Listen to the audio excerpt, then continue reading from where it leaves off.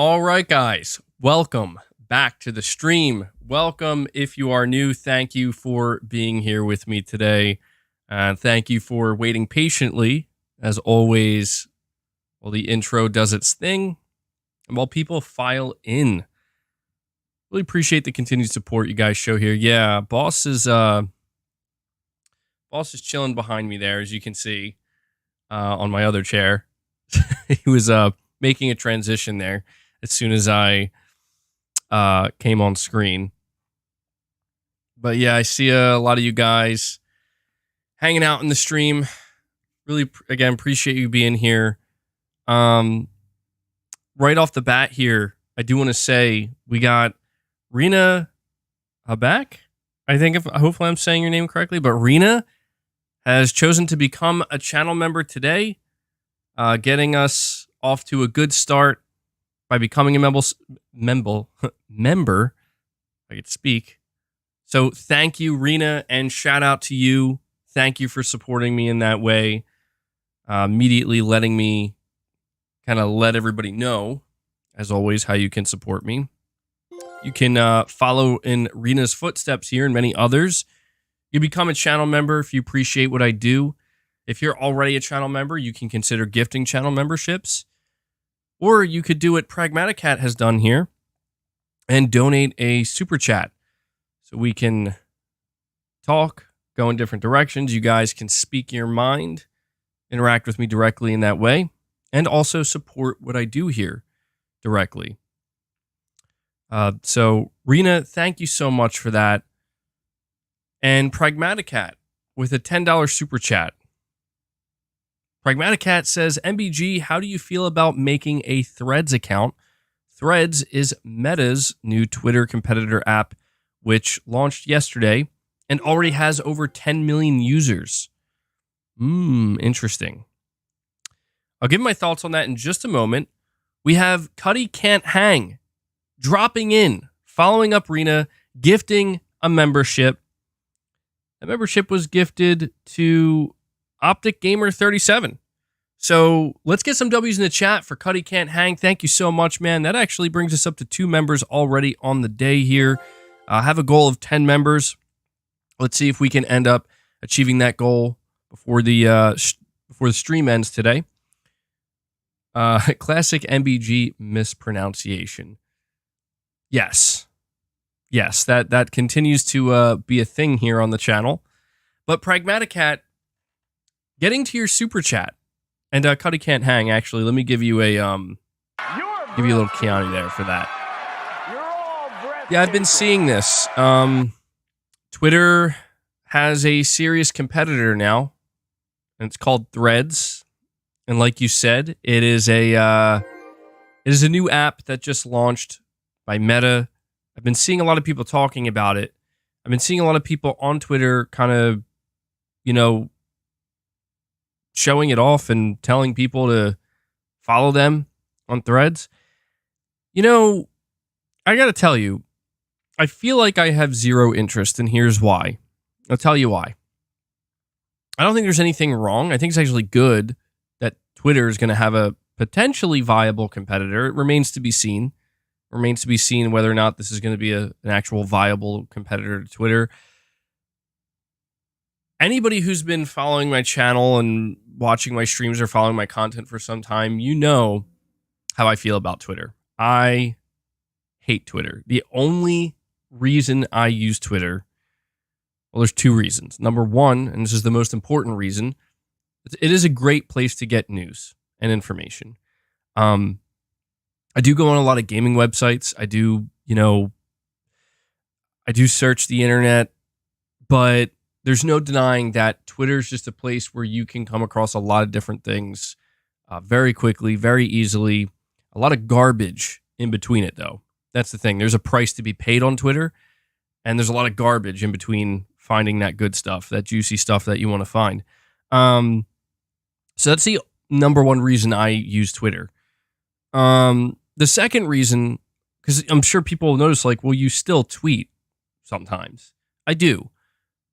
But my tweets are pretty, they're pretty chill these days. I I don't care to really say much on Twitter anymore. And the only reason I find myself continuing to tweet at all is simply because I have a relatively large following of like nearly 60,000 people. And I just feel like a little bit obligated to put out something, even if it's something just really basic and generic. But the idea of going to another place, Threads, if this is the end of Twitter, like look, people always act like Twitter's going to die and Twitter's going away and whatever. I don't know. I really don't know what's going to happen to it. But if this really is the end of Twitter, then that's cool, man. Like I'm not saying I'm going to go down with the sinking ship, because as far as I'm concerned, I'm not really on Twitter ship. It's just I feel like I'm going to be watching it from a distance and just being like, well, I paid a visit to that ship relatively frequently, but I can't say that that's my home. I can't say that I enjoy dwelling there and being there. I just, I would just simply say, okay, well, Twitter's done. And if I were to ever move to Threads, like, because I see that a lot of people are moving over to Threads to kind of get like established and get in at the ground level. And I totally understand that. But if it really is just supposed to be another version of Twitter, I have no desire to do that unless I literally have to. Unless it's, hey, if you want that same news that you've gotten used to getting on Twitter, then you're going to have to go. And even if I do make a profile on Threads, I might just make it just for that, right? Like just for the news. But yeah, it's a good question because I've been seeing a lot of people talking about it. There's been a lot of conversation, and dude, Twitter's just so unbelievably toxic. And I just can't, I see Foxy Games UK in the chat. What's up, man? Appreciate you being here, dude. Yeah, Twitter's rough. It's not fun. Like, I mean,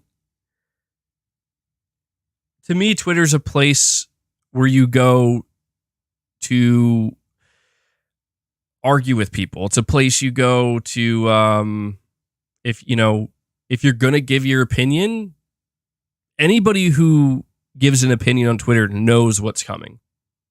I mean, it doesn't matter what you tweet. You could just tweet, I think French fries are great. Get ready. Because someone's going to fight you on that.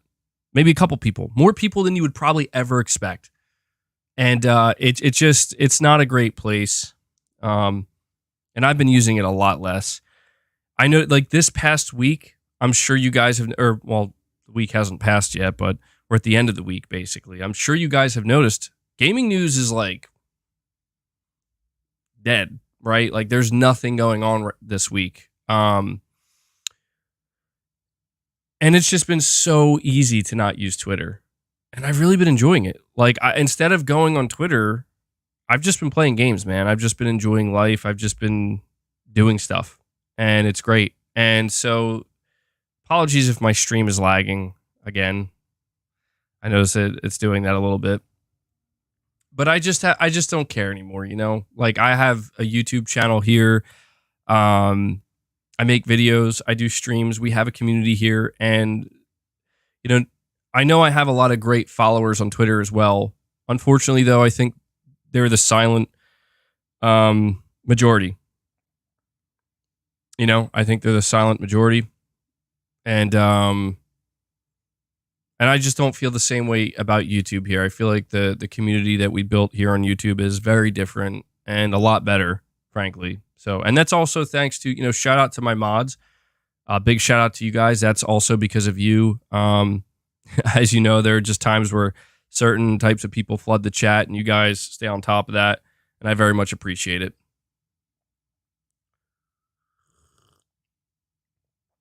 And I'm apparently, I don't know, somebody is spoiling Final Fantasy 16 in the chat. So, I'm trying not to look either, but if you happen to, any of my mods right now, Devil, I don't know who else is here, Jay Shako, if you guys happen to see who the culprit is, please just immediately ban them. And Josh, yeah, okay. Yeah, just, Yeah, we don't condone that here. So I appreciate the super chat, Pragmaticat. Domingo 813, you're saying, what would you do if the sun is in your eyes? You mean like right now?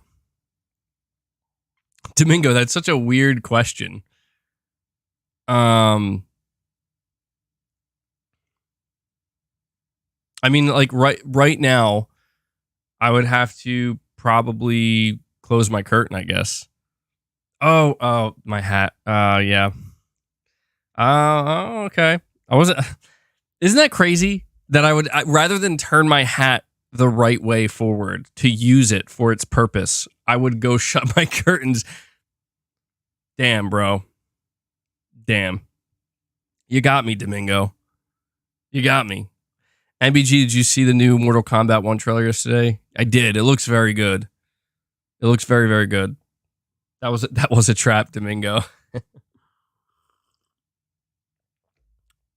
What would I do if the sun was in my eyes? Definitely not use my hat the right way. Definitely not that. But I appreciate the super chat, Domingo. Salvazard06, Helldivers 2 MBG looks awesome.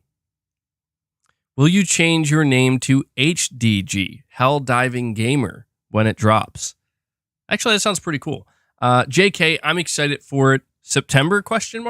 Yeah, dude, that's something we're going to be talking about today. Helldivers 2, there is not enough hype for this game. It's disturbing. I'm going to spearhead this game. Okay?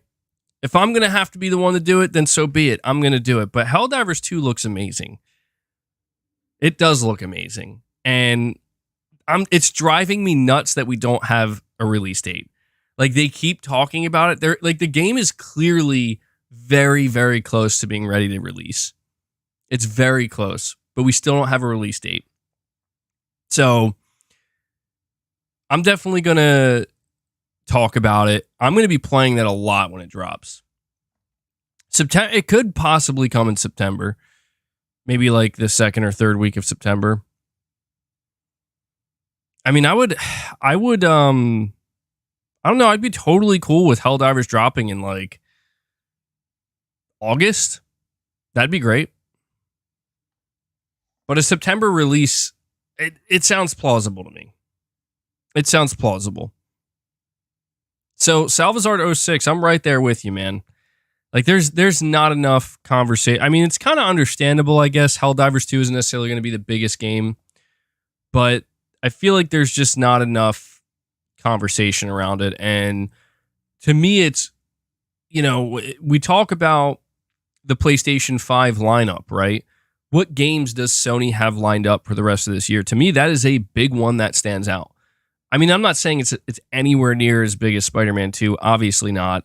I guess I'm just saying that when I look at PlayStation's lineup, I'm thinking obviously about Final Fantasy, playing Final Fantasy. I'm thinking obviously about Spider-Man 2, but I'm also very much thinking about Helldivers 2. Saying hopefully we get a shadow drop. That would be interesting. Yeah, just one day they just drop it. I mean, I'm pretty sure it's going to be a premium title. They didn't mention anything about it like being free to play or anything. So I'm assuming it's going to be a premium title. I would like to purchase a physical copy. I wonder if it's going to get... You know what? I wouldn't be surprised if it gets like a dedicated state of play, like a smaller one, like a 10 or 15 minute state of play that they just drop. You're saying Mystic doesn't think it looks amazing. He says, wait and see. Yeah, but I don't know, man. I think Mystic has made it clear that he's not really a multiplayer guy. You know, Mystic, I mean, I've been watching him for a while, and every time I've heard him talk about it, he makes it clear that he's just really not into multiplayer games. And so I feel like he is, Mystic is a good example of like a traditional PlayStation fan that is not at all interested in the live service approach that Sony's beginning to take. I think that's fair. I don't think there's anything wrong with that. But I love multiplayer as much as I love single player. I tend to lean closer to single player. But I don't know, man. To me, it's like it's about having a healthy rotation. Like I always have like a rotation of games where it's like I have a go-to single player game that I'm playing at all times and a go-to multiplayer game. and those games just kind of rotate back to back.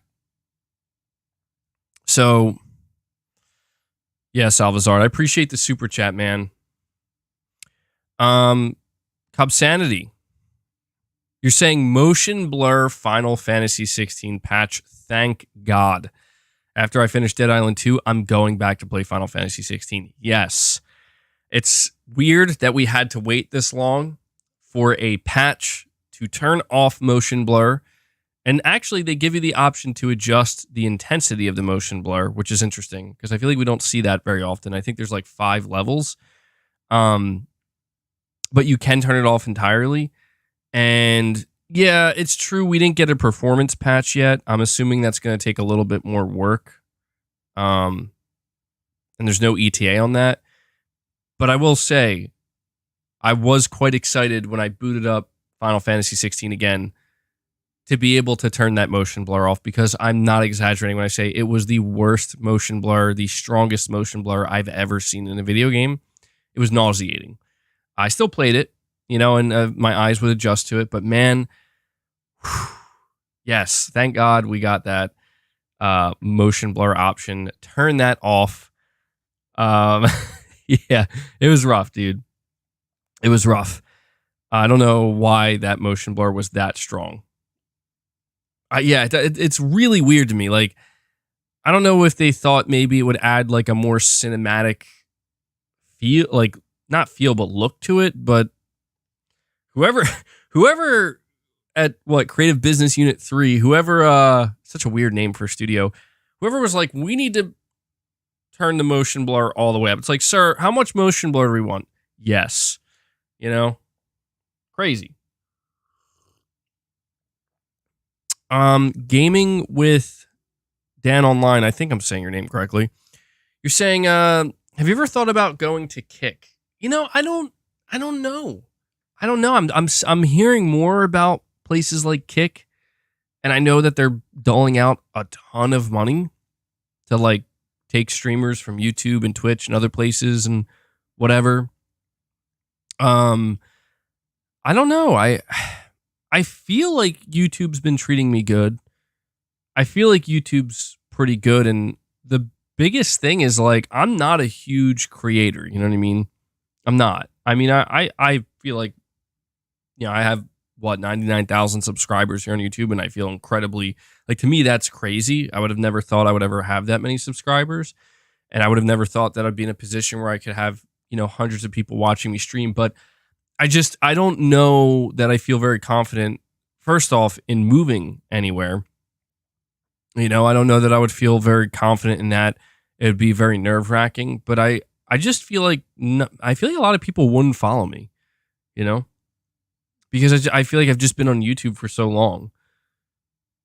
And I've had some complaints about YouTube, but nothing major. Like, I haven't had any major complaints about YouTube to where it's like, I want to leave this place. I think generally speaking, YouTube's been pretty good, man. Saying they pay hourly. Is that true?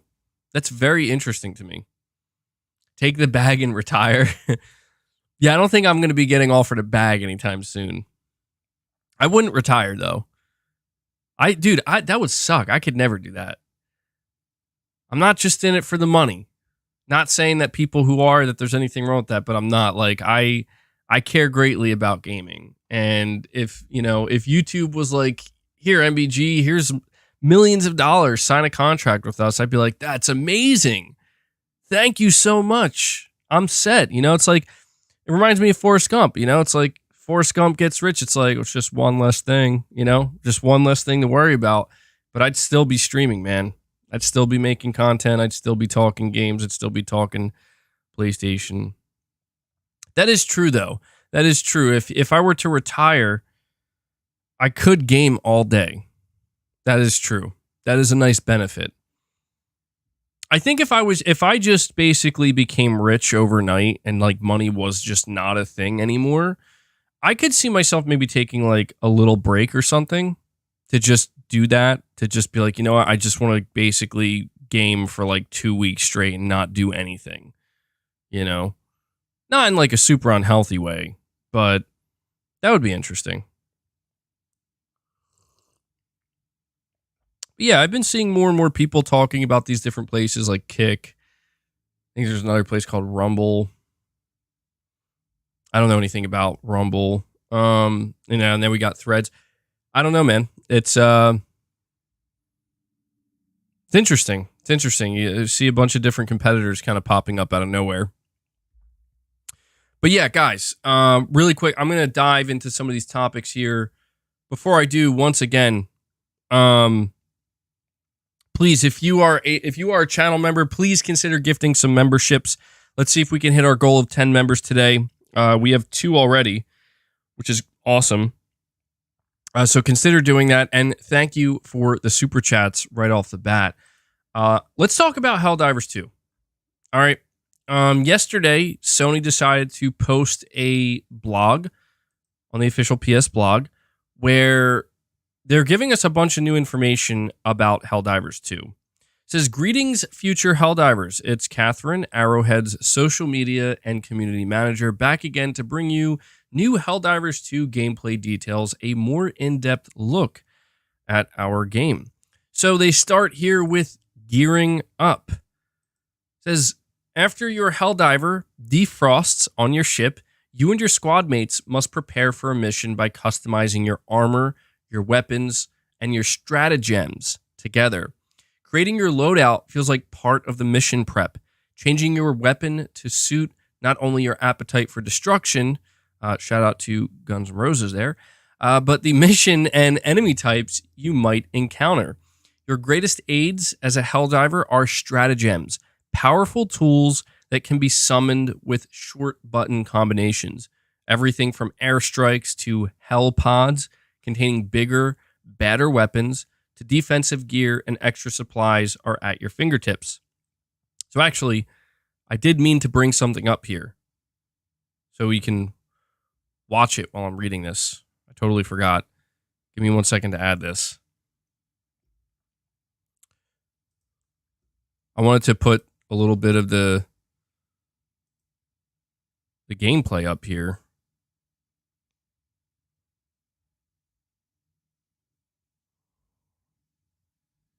I should be able to. Hold on.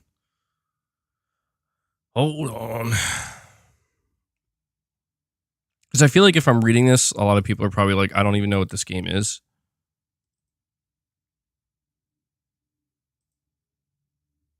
I'm going to shrink it. Don't worry.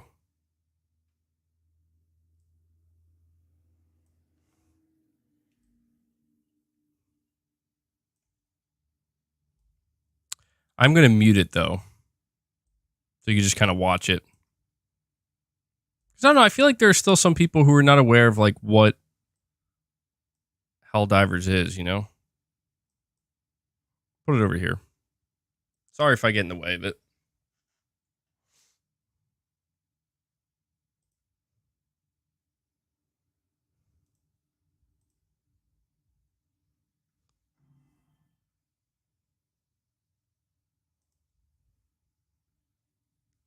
Oh, wow, I can't even...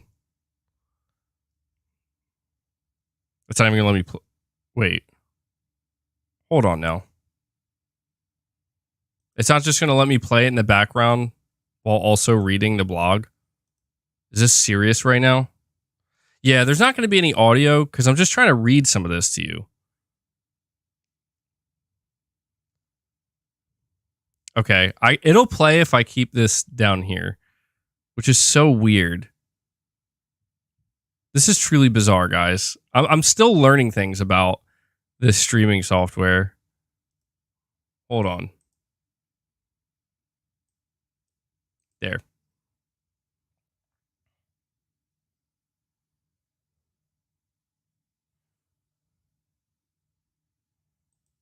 This game looks awesome, though, man.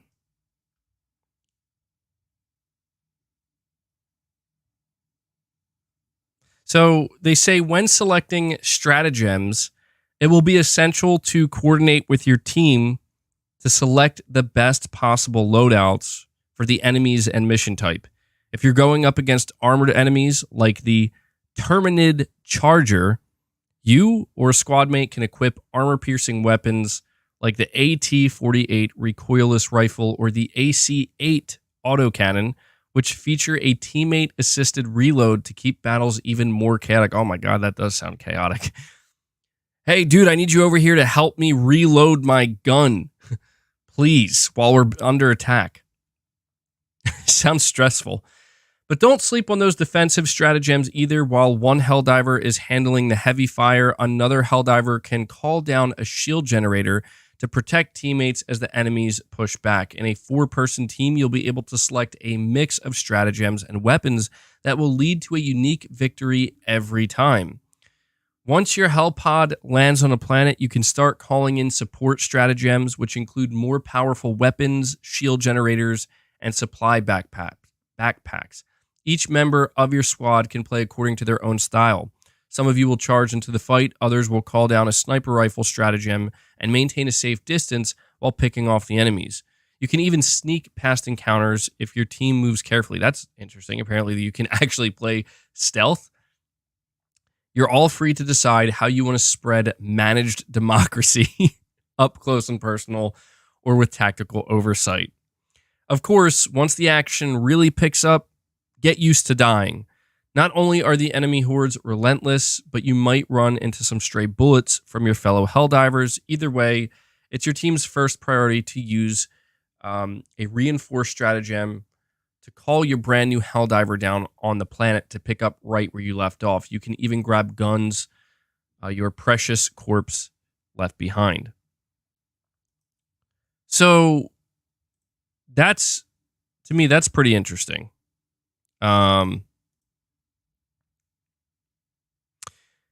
So you're not going to be like creating a character. Pretty much, yeah, that's a big thing I heard about Helldivers is apparently you're going to die a lot. And it's just funny to me how like when you die, the idea like they just call another one down.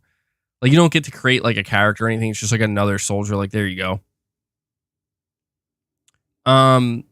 There's not only cooperative combat, but you'll have cooperative objectives to tackle with your team as well. You'll be able to share locations with each other and move together across the map. You'll also encounter optional objectives to complete requiring a small detour with your teammates and, of course, requiring more ammunition, but you will be rewarded for your efforts. You say, that's it now, soldier. Get ready to give him hell. Helldivers 2 launches on PS5 and PC later this year. Game sounds great, man. And so, yeah, something else that's really important about Helldivers, just so everybody's aware,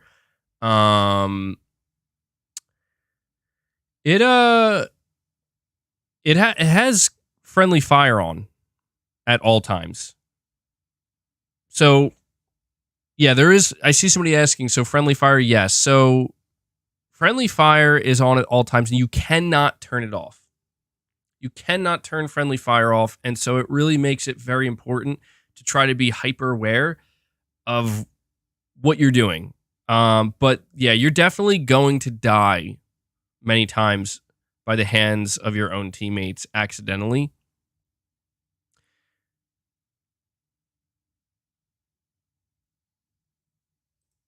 My stream buffering, by the way.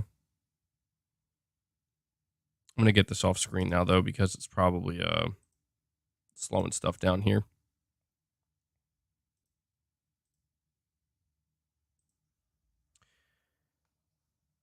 But yeah, I wanted to put a little bit of that Helldivers gameplay at the corner, in the corner there, because, again, I'm not sure that everybody is aware of this game. But this is a PlayStation 5 exclusive. Yeah, trolls are going to love the friendly fire. Yeah. It is a PS5 exclusive. It's going to be releasing on PC as well. And the question I have about Helldivers 2, is this one of like the 10 live service games that Sony is planning to push? I feel like I've heard in the past that it is. I'm not so sure though, because like when I see Helldivers 2, I don't know, man. Like, I don't know if this is going to be the type of game that can live on persistently for years to come. I feel like the way it's set up, they probably would like it to be that way. I think it is a live service game. I think that this is Sony's way of kind of pushing lives, you know, not their first attempt, but Arrowhead is not a PlayStation studio. Sony owns the Helldivers IP, and Helldivers 1 did relatively well. I don't think it was like a mega hit, but it did well enough, and it was a well-respected game. Saying Helldivers 1 still lives on if you ever played the first one. Does it really? Are people still playing that?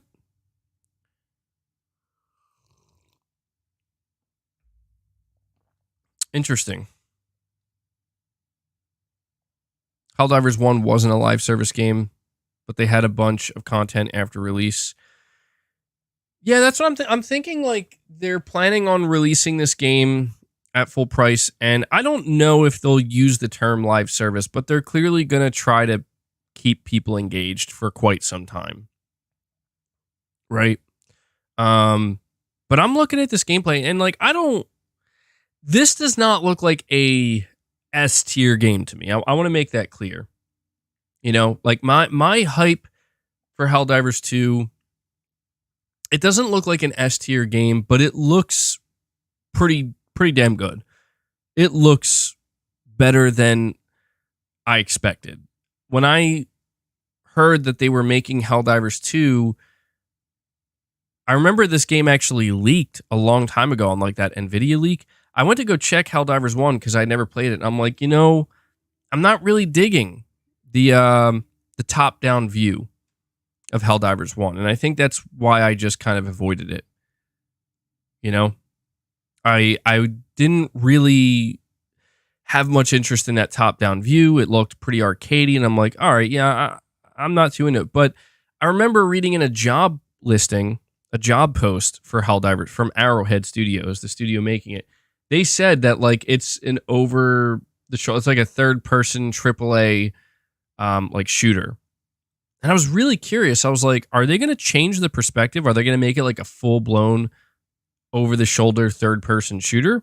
Because it's a big change, from going from a top-down shooter to a third-person over-the-shoulder.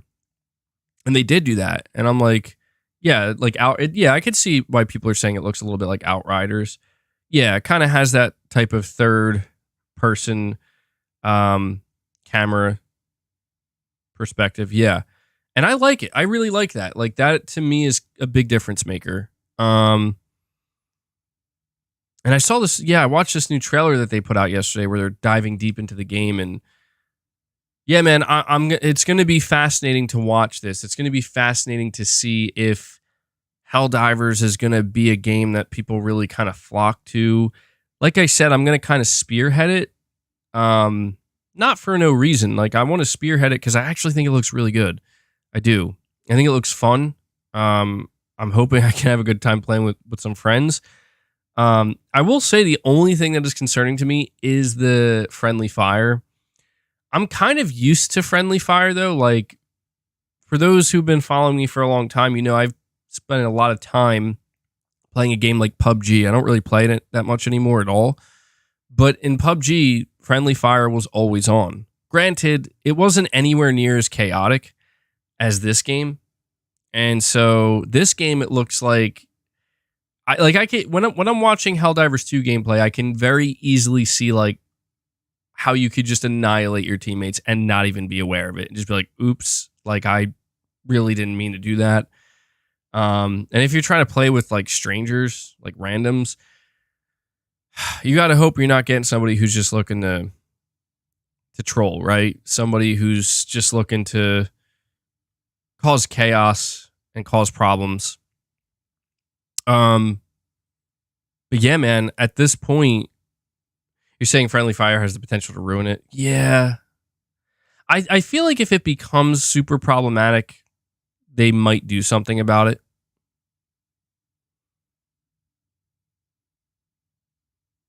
But we'll have to see. It might not be that bad. I mean, the first Helldivers did the same thing.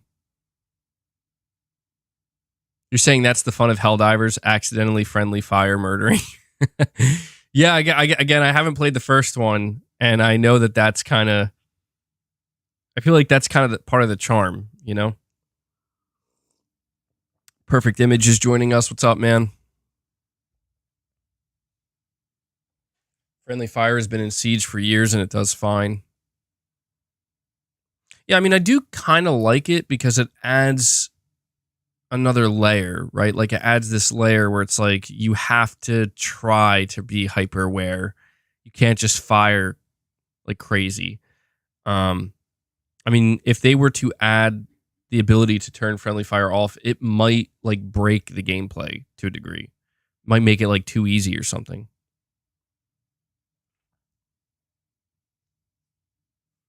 MBG, there's nothing like getting shot in the back. Yeah, I mean, again, I've only watched gameplay of Helldivers 1, and you know, I could see it happening sometimes for sure. But when I'm watching this Helldivers 2 gameplay, it looks over. I feel like it should be easier in this game to not accidentally kill teammates. Maybe I'm totally off the mark, but I feel like the fact that you're over the shoulder third person, you have just like kind of a clear view in a way of what's in front of you, and you can very clearly see if your teammate's in front of you. Whereas I feel like in the first game with the top down view, I don't know, a lot of times with the top down view, you're basically the same size as, or you're like relative to all the other, you know, enemies, unless it's like a big creature of some kind. And I feel like that kind of makes it more difficult. I don't know. Maybe I'm off the mark. But I feel like being third person over the shoulder might help out. You also couldn't see enemies off the screen, and your turret would auto aim and waste you. Oh my god, that is crazy. See, this is why I'm looking forward to this game, because that just sounds insane to me. Like, imagine putting a turret down. You're like, I'm going to be strategic right now, and this thing's going to help me. And then you like, you know, go over to another section of the map, start getting swarmed. Before you know it, you're dead. Your own turret shot you.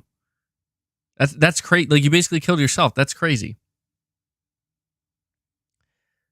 That's crazy. I mean, if you watch that little trailer that I put up, you can see how like they were talking about friendly fire, and they were kind of showing off how easily you can kill your own teammates.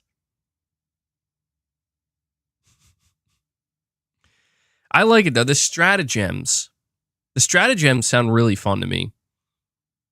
I kind of like what they're doing with that, you know, where you kind of have these different options, these different, not like abilities, but just these different weapons and certain support that you can use in the middle of the battle.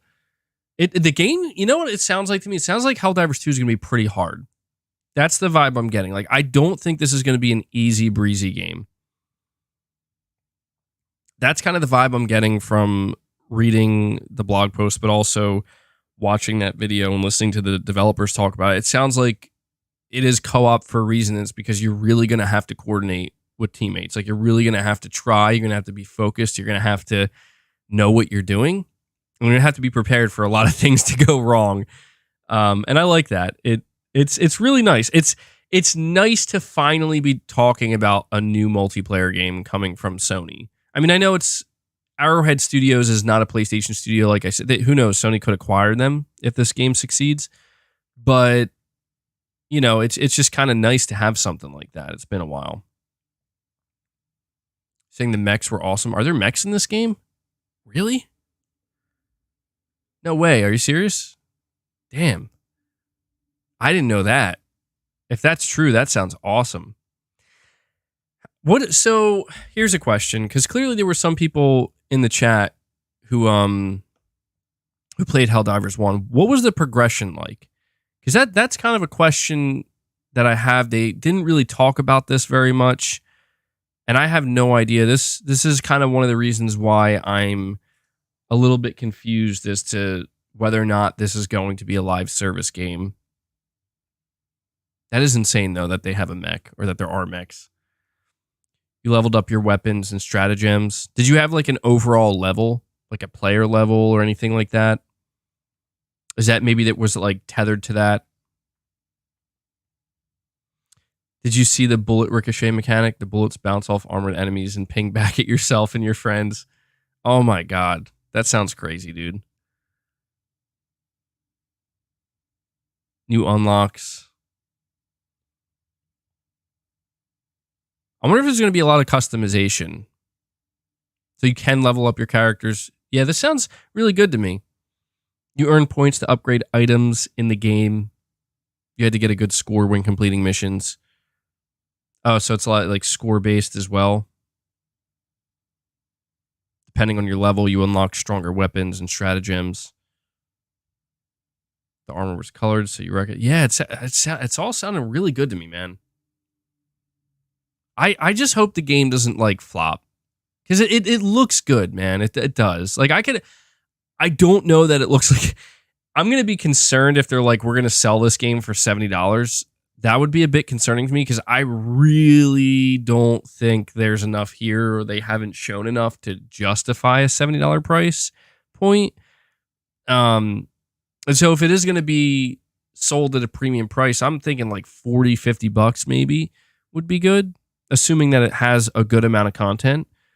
But yeah, I don't think this is going to be I don't think it should be a $70 game. Like, if this game is going to be $70, like a multiplayer only game, a co-op only game, it has to be jam packed with content. It's $60 on Steam. Is it really? Are you sure? I didn't know that there was a. Are you sure about that? I'm gonna go check.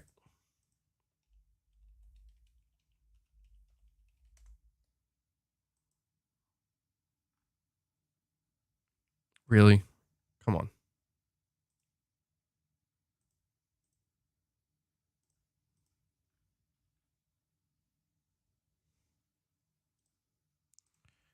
All right, let me see here.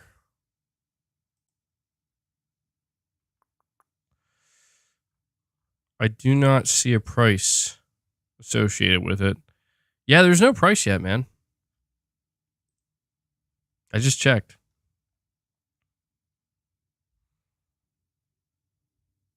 I mean, 60 would be kind of pushing it, though. I don't know. I mean, look, I would buy it in good faith. If this is like a $60 game, I would still buy it in good faith, because I would think to myself, okay, if they're charging 60, there has to be a lot here, because the game looks good. The only question I would have is content at that point. You know, content, the replayability is clearly there. But yeah, saying they typically do free DLC.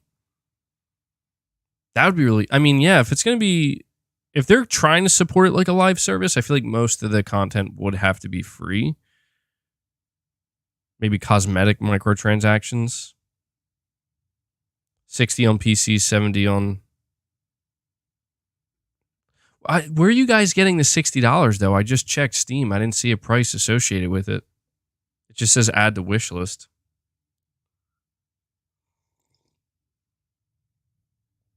Saying you might retire from War Thunder if Helldivers 2 is a good multiplayer game.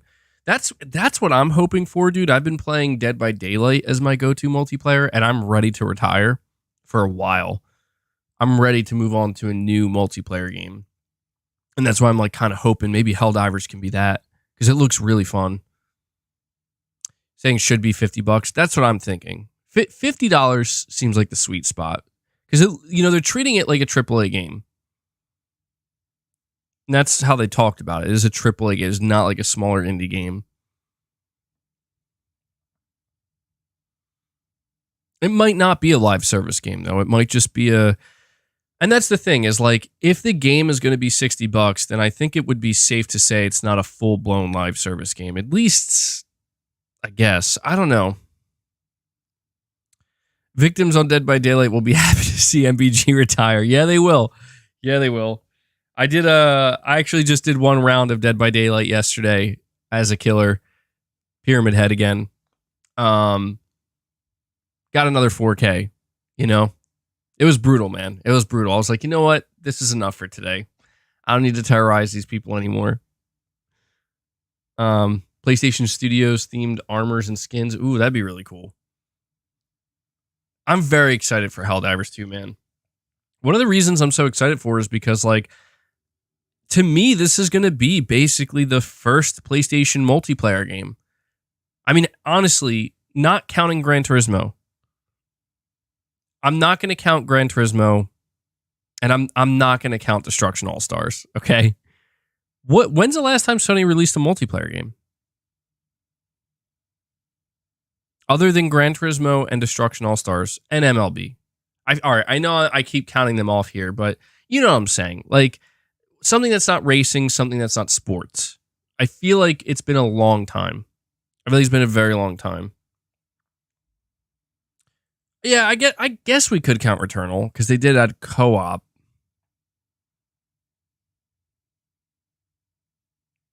Sackboy. Did Sackboy have multiplayer? I think it did, didn't it? Ghost of Tsushima Legends. You know what's crazy is Ghost of Tsushima Legends is not that old, but man, it feels like it is. That's true. Ghost of Tsushima is not that old. It just feels like it is for me. I don't know. I guess, yeah, okay, the more games you guys point out, the more I realize, okay, maybe Sony has had more multiplayer than I thought. But I guess it just feels to me like this is the first, this is probably the first multiplayer experience Sony's offered since Ghost of Tsushima Legends that I'm very interested in. Shooter type game. And it being a shooter specifically. I know it's not a competitive shooter, but that to me is what kind of is making it feel very different.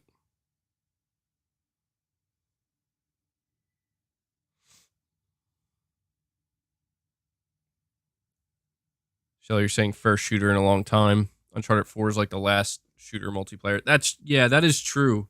Yeah, maybe that's why it feels like that. Because you're right, Sony hasn't done a shooter type multiplayer game in quite some time. Boss is here to say hello. Everybody, say hello, boss. I know that's why you came up here. Because you're in charge.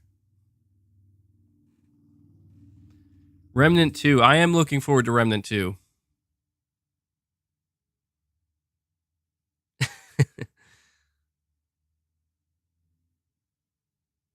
People get so hyped when Boss joins me.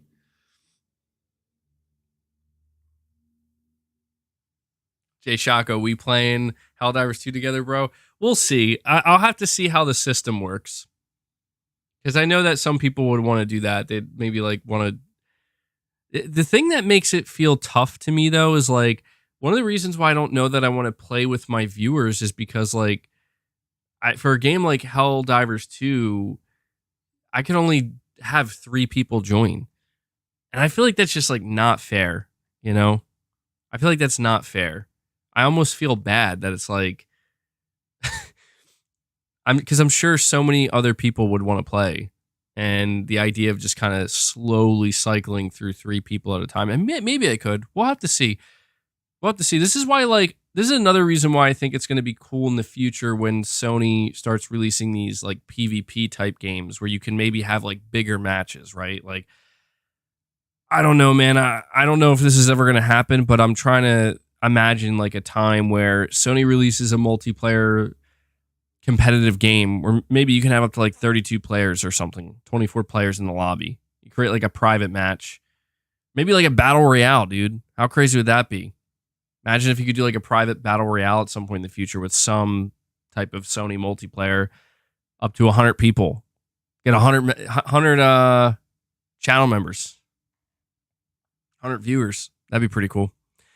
Josh, member for 2 months, you're saying this dude wearing a COVID mask in his PFP told me that 3 million sales is a flop. He is my number one go-to for all things PlayStation news. Fun guy at parties, too. Damn, bro. It's a flop. Yeah, I've been seeing more people talk about Final Fantasy 16 because it had a big drop in Japan. And, like, I don't know... what people want me to say at this point. Like, it's obvious that there are people out there who want Final Fantasy 16 to fail. They want to believe wholeheartedly that because Final Fantasy 16 is a PlayStation 5 exclusive, it failed. Anybody who doesn't clearly see how 3 million sales at $70 for an install base that is less than 40 million, or maybe just at 40 million, if they don't see how big of a success that actually is, I don't know what to tell them. Nothing will ever be successful to them.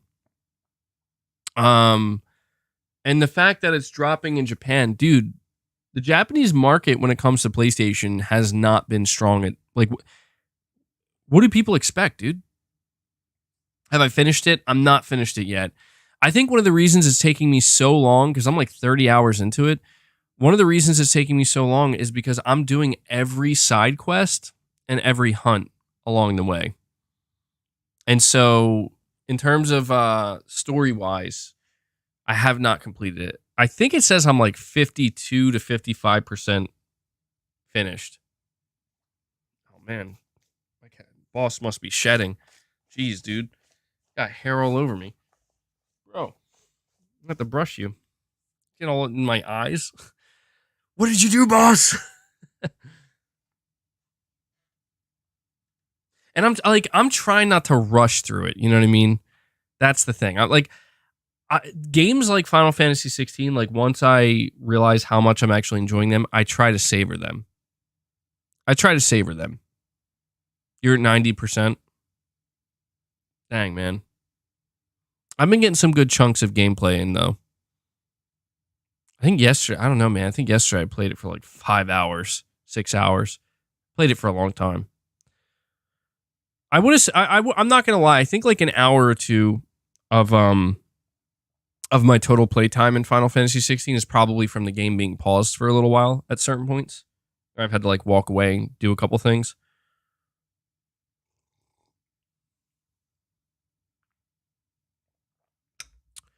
Devil 47, you're saying, blew my back out at work and now I'm stuck at home for a few days. But I got steak and eggs, podcasts, and you to listen to. So I'm chilling. Good work. Well, I appreciate that, Devilac, and I'm very sorry to hear about your back, man. I know what that feels like. That's a horrible, horrible feeling. Yeah, you got it. It sucks, dude. I think the last time I really blew my back out, it was a while ago. It was a couple years ago. I had like a large package come. It was like a really large one, and I totally underestimated how heavy it was. And I was trying to lift it up the steps to get it in my house. And I bent down, and as soon as I went to go lift it, disc just blew out, man. And I could not walk. It was bad. But luckily, it took a long time to heal, and that was torture, man. And that does suck. Back injuries are terrible. And when you like blow out a disc, especially, I mean, it doesn't matter where, but especially in lower back, man, it's rough. So hope you recover soon, Devilac. Sorry to hear that, but I know your pain. I'm glad I can help in any way. I'm glad I can help at least a little bit.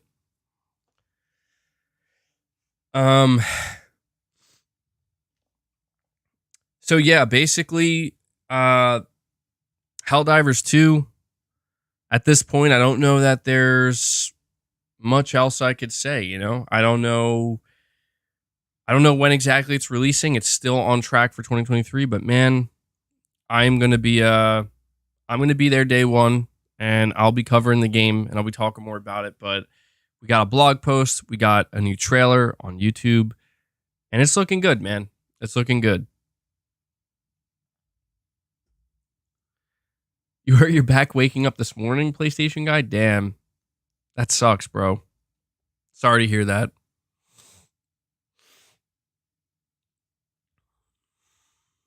All right, let me see here.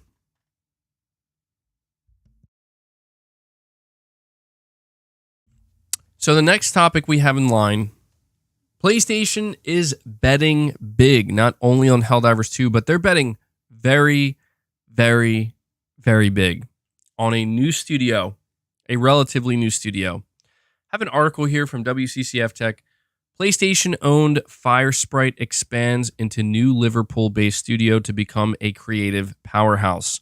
Sony's recently acquired studio Firesprite has expanded into a new Liverpool-based studio, which now consists of more than 250 people. Back in 2021, after adding both Housemarque and Nixxes to its first-party studios, Sony announced that it had purchased the spiritual successor to Wipeout creator Psygnosis, Firesprite. They already have some strong ties with certain first-party studios, But I want it to be clear that we want them to lead the development of several game projects rather than helping out other teams, even though they have been collaborating with us before. This is what PlayStation Studios boss Herman Hulse said back in 2021. As Fire Sprite has grown and evolved, we think that this is a role that they are now ready for, which is developing exclusive games for PlayStation Studios. Last year, a Fire Sprite job ad seemingly suggested that the studio is working on a AAA narrative-driven horror game in Unreal Engine 5. In addition, the studio is said to be working on the new rumored Twisted Metal game. So, yeah, this is well, actually, hold on. It says here, the team adds a decade after our initial studio setup. Fire Sprite now has over 250 sprites strong and developing exciting projects as part of the PlayStation Studios family. This year, we celebrated the recent release of Horizon Call of the Mountain with our good friends Guerrilla, and more thrilling plans are ahead for us. Now with a new studio designed from the ground up so that we can create the best experiences for our players in an inclusive and collaborative way for our team. In many ways, even 10 years on, it feels like we're only just getting started. And one of the things that they say here is that they want to become a creative powerhouse for PlayStation Studios. And to be clear, over on Zubitech, he lists the 3 different games that Fire Sprite is currently working on. Game number 1, a narrative adventure AAA dark horror game. Game number 2, a AAA IP multiplayer action title. Game number 3, a AAA multiplayer action shooter. So there's another shooter in development at PlayStation by Fire Sprite. But yeah, this is quite significant because I was looking at the studio, the pictures online, and the studio is state of the art, man. It's cutting edge. It looks really, really, really nice. And you know, it's interesting to me that Sony bought the studio, in 2021, so 2 years ago, and they've invested in them so heavily. They have really built the studio up to become, to basically enable them to become a creative powerhouse. And I find it fascinating that, like, not to bring it up again, but they acquired them in 2021, and we know that they've been working on multiple games. They have 250 developers. I'm like shocked we didn't see anything from them at the PlayStation Showcase this year. There were quite a few studios that I thought maybe, it was time to hear from them during the PlayStation Showcase. Fire Sprite was one of them. And unfortunately, we just didn't. But they have quite a bit of games in development. And so PlayStation is clearly betting very big on Fire Sprite. And it's tough because I feel like they have a lot to prove, frankly. I mean, they helped ship Horizon Call of the Mountain, and that's good. But in terms of them being like a creative powerhouse underneath PlayStation, they are going to have to really prove a lot because, I mean, I don't know about you guys, but when I think of PlayStation Studios, I'm not thinking mediocre. I'm not thinking, I guess that's good enough. I'm thinking like this has to be, I don't want to say like best in class all around, but it has to be certainly above average. I think that's the best way to describe it. Is I'm not expecting games from Fire Sprite, considering they're a newer studio that PlayStation purchased. Whenever we see these games, I'm not expecting them to be as good as Santa Monica Studio, as Guerrilla, as Naughty Dog. I feel like they have to build up to that, but I'm also not expecting it to be like, that's pretty mediocre. Like that's pretty weak. I'm expecting it to be something that's above average, something that looks like it fits nicely within the PlayStation Studios catalog. And so I think the game I'm most interested in, the 3 games that they're working on, I think I'm most interested in this dark horror game. And it's also worth noting that one of the multiplayer games, so they're working on a multiplayer action shooter. I just realized that's probably Twisted Metal. That's actually, I think, 100% Twisted Metal.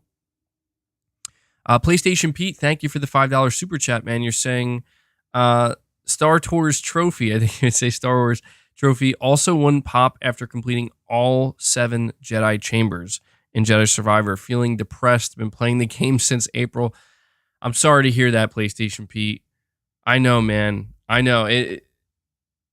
I can't say when the last time I played a game on PlayStation where it was like, you know, I want to get this platinum. I'm going for all the trophies, and then I just got hung up by a trophy that was glitched.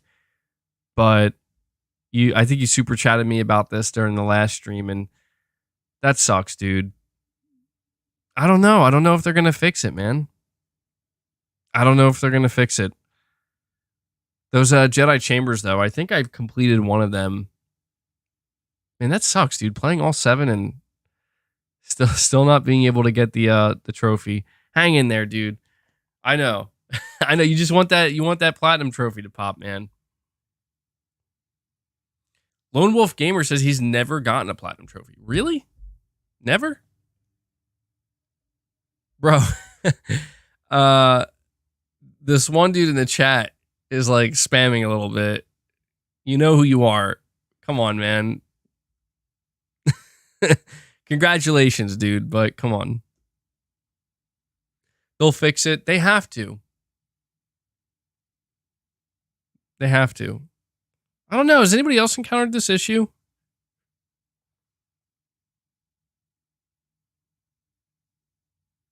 Saying you can 100% see Fire Sprite putting VR modes into their games.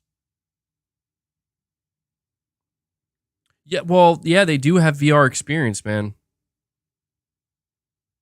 They did work on Call of the Mountain, so they could. Yeah, that would be great. Maybe that's why we still haven't seen anything from them. I think it was kind of leaked a little bit, wasn't it? That with their Twisted Metal game, they're gonna try to have a VR mode, which is crazy, actually. Huh.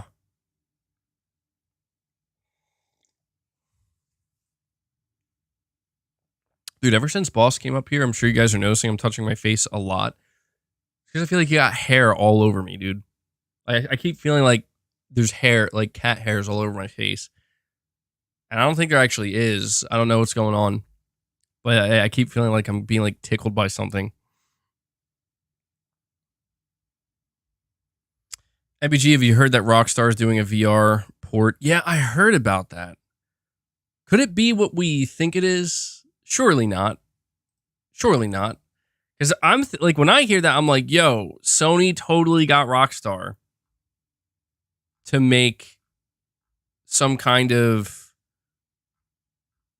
like VR version of GTA for them. Like a PSVR 2 exclusive. Could you imagine that? That would be crazy, dude. Now you want to talk about something that would sell PSVR 2? That would sell PSVR 2. Oh boy, would that sell PSVR 2.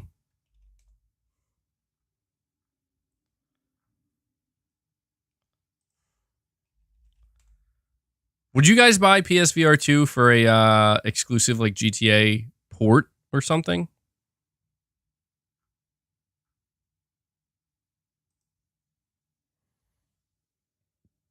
No, you wouldn't. Do we think it's something other than GTA? Something else from Rockstar? First person Max Payne 3. Oh man, that sounds like the worst.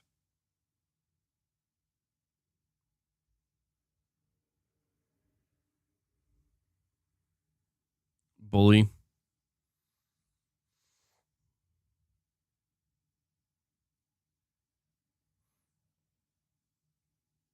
Yeah, I mean, I could definitely see Sony trying to get Rockstar to do something for them with PSVR 2, if possible. Red Dead Redemption 2? Oh, that'd be sick. That is true. They do have first-person modes in their games.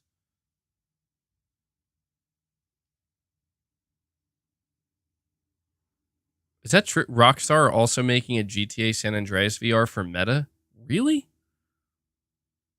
That is so weird. It's clearly their table tennis game. Yeah. Forgot that's actually a game that Rockstar made. That's quite shocking. I think it was for their engine or something.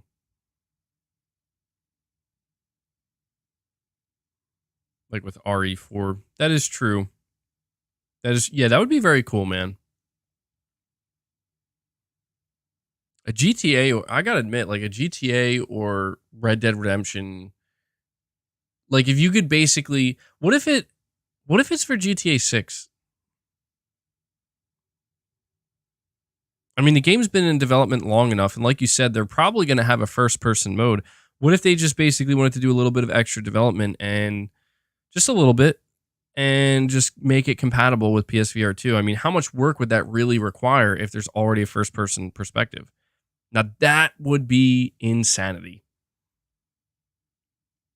Don't know that I'm expecting it, but it doesn't sound too far-fetched. Saying not a chance. Yeah, maybe not. I don't know. Maybe it's asking too much. Yeah, I guess I must be downplaying it. It probably isn't that easy. It's a horrible idea.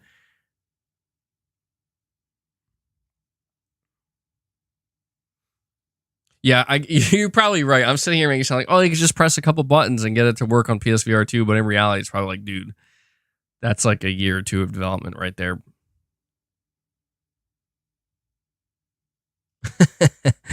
Yeah, all right. Well, then I guess that I don't know. I don't know what it could be then at that point. I guess we'll find out. When is GTA 6 even going to get announced? What's the holdup here? I feel like it should have been announced by now. Is it just me?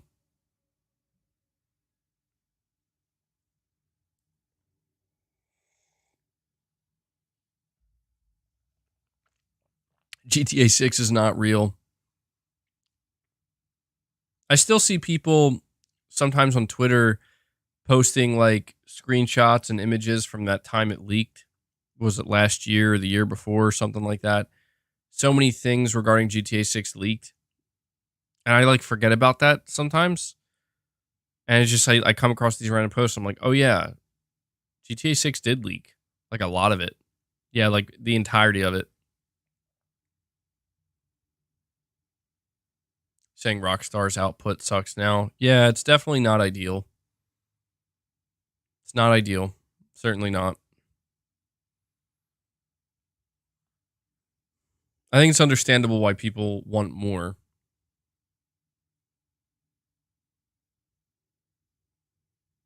How to Break the Internet 101.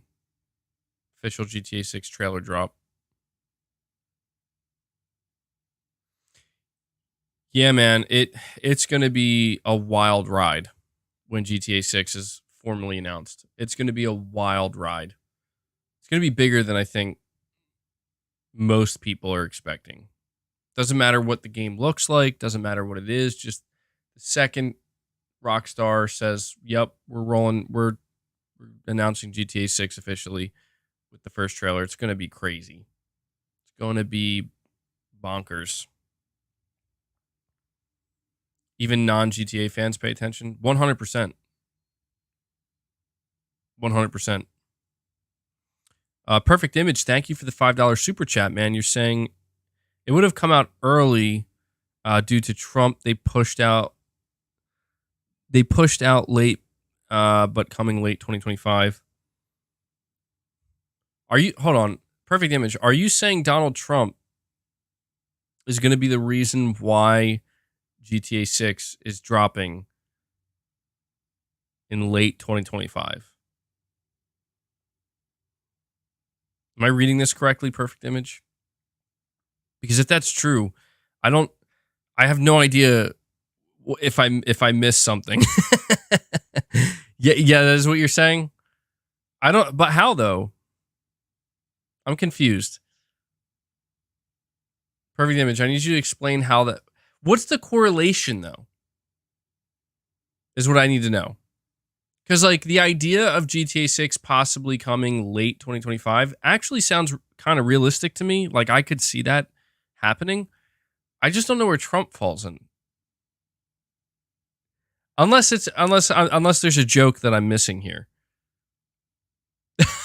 Maybe that's the joke. We just blame Trump for everything. Like now it's his fault GTA is coming so late. Your sources told you? Oh, okay. I hear you, Perfect Image. Jay Shako thinks you're high on shrooms.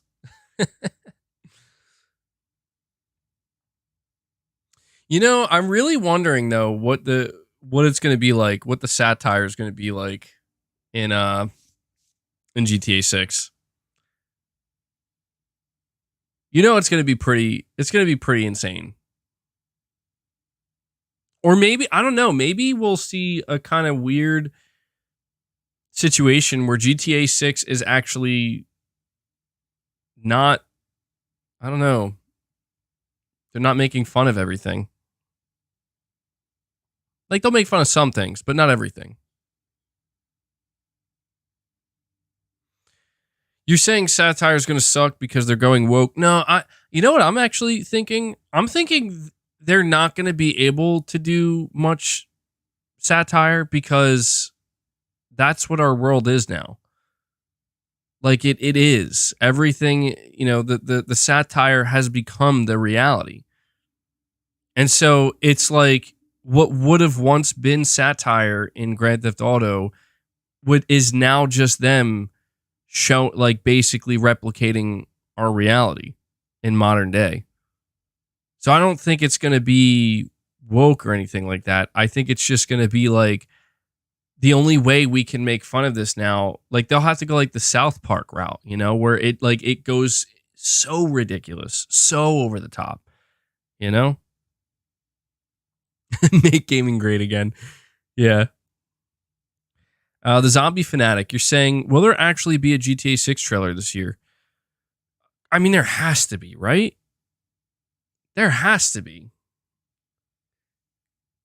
There has to be. How could we go another year, like all of 2023 without a GTA 6 trailer, just an announced trailer? That would be crazy. Saying it's going to be based in Vice City. That seems to be where it's going to take place, which is interesting.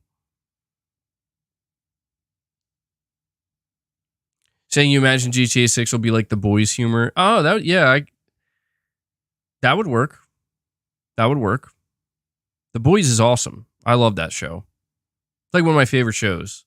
I had no interest in it, and my buddy told me, he's like, they've been telling me, a couple people were telling me, like, dude, you gotta watch this show. And I'm like, one night, me and my wife were bored and weren't really sure what to watch, and we started watching. And I'm like, damn, it's actually really good. So over the top. Oh my God. Some of the shit that happens in The Boys is so over the top. So over the top.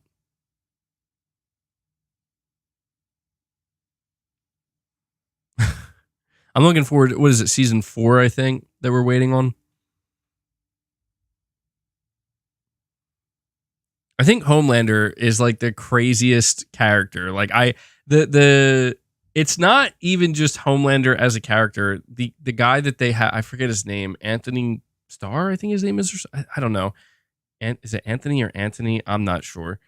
But whoever they have playing Homelander, man, he is. He just nails the role so perfectly.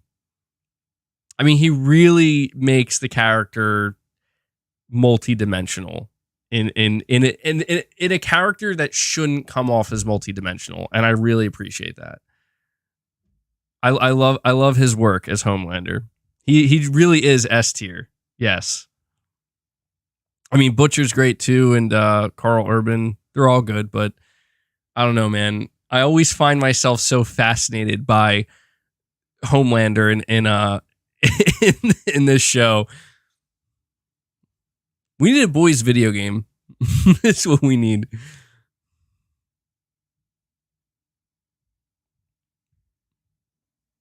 Saying Alan Wake 2 is your most anticipated game. It looks incredible. I think it does look really good.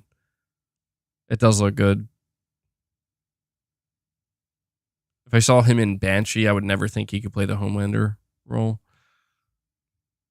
Never heard of that movie. Or if it's a show, maybe. Is it? I'm thinking it's a show. Maybe I'll look it up after this. Banshee. Yeah, I heard he's going to be in Mortal Kombat 1, which is crazy. Homelander in Mortal Kombat. It fits, though. It absolutely fits, doesn't it? MBG, what would you do if Rockstar didn't release a trailer for GTA 6 this year? You're saying you would rage? I mean, I don't know that I would rage. I would be disappointed, though. I'd be like, really?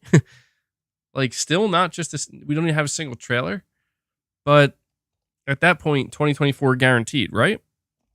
Right?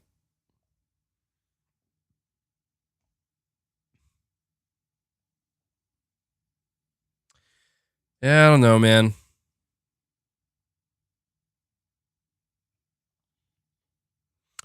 I'm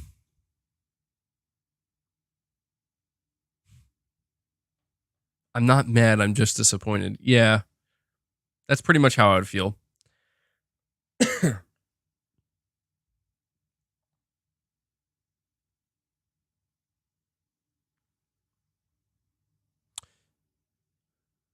Rockstar is a meme. Somewhat. Yeah, a little bit. Not entirely. A little bit.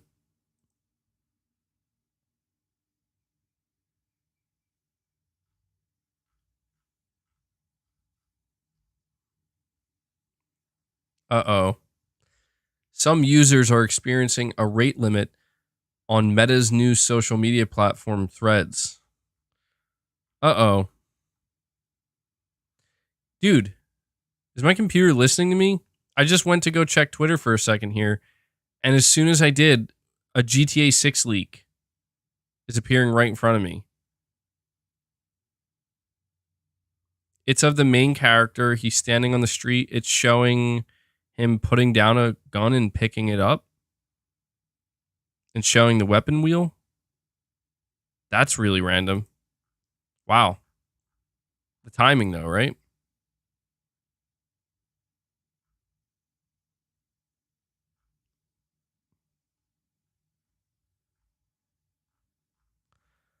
I just went over to check to see if and there's like no gaming news this week at all, dude. It's like dead. Very boring week.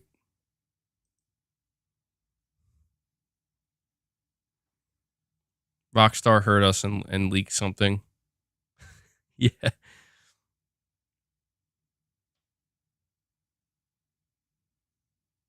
Saying Red Dead Redemption is more serious but has a good level of humor too. Yeah. Red Dead Redemption that's why I'm really excited at the idea of a Red Dead Redemption remake. I know a lot of people are like, I'm tired of remakes and remasters, but that is one game that I would like to see remade. That is one game that I would definitely play again.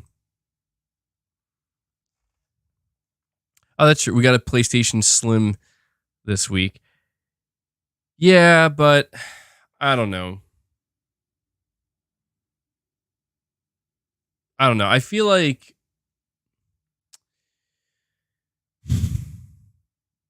the PlayStation Slim leak, though, it's kind of underwhelming. Yeah, we still don't have anything official, but it's underwhelming because it's like we've been hearing about this for forever now.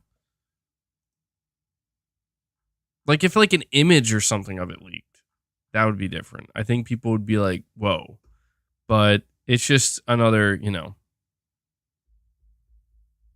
I mean, Sony is dead silent right now. Except for them just kind of coming out and showing off a little bit of Helldivers, which is nice. MBG, you know that they canceled the remaster of GTA 4 after the disaster of the GTA Definitive Edition? I heard about that.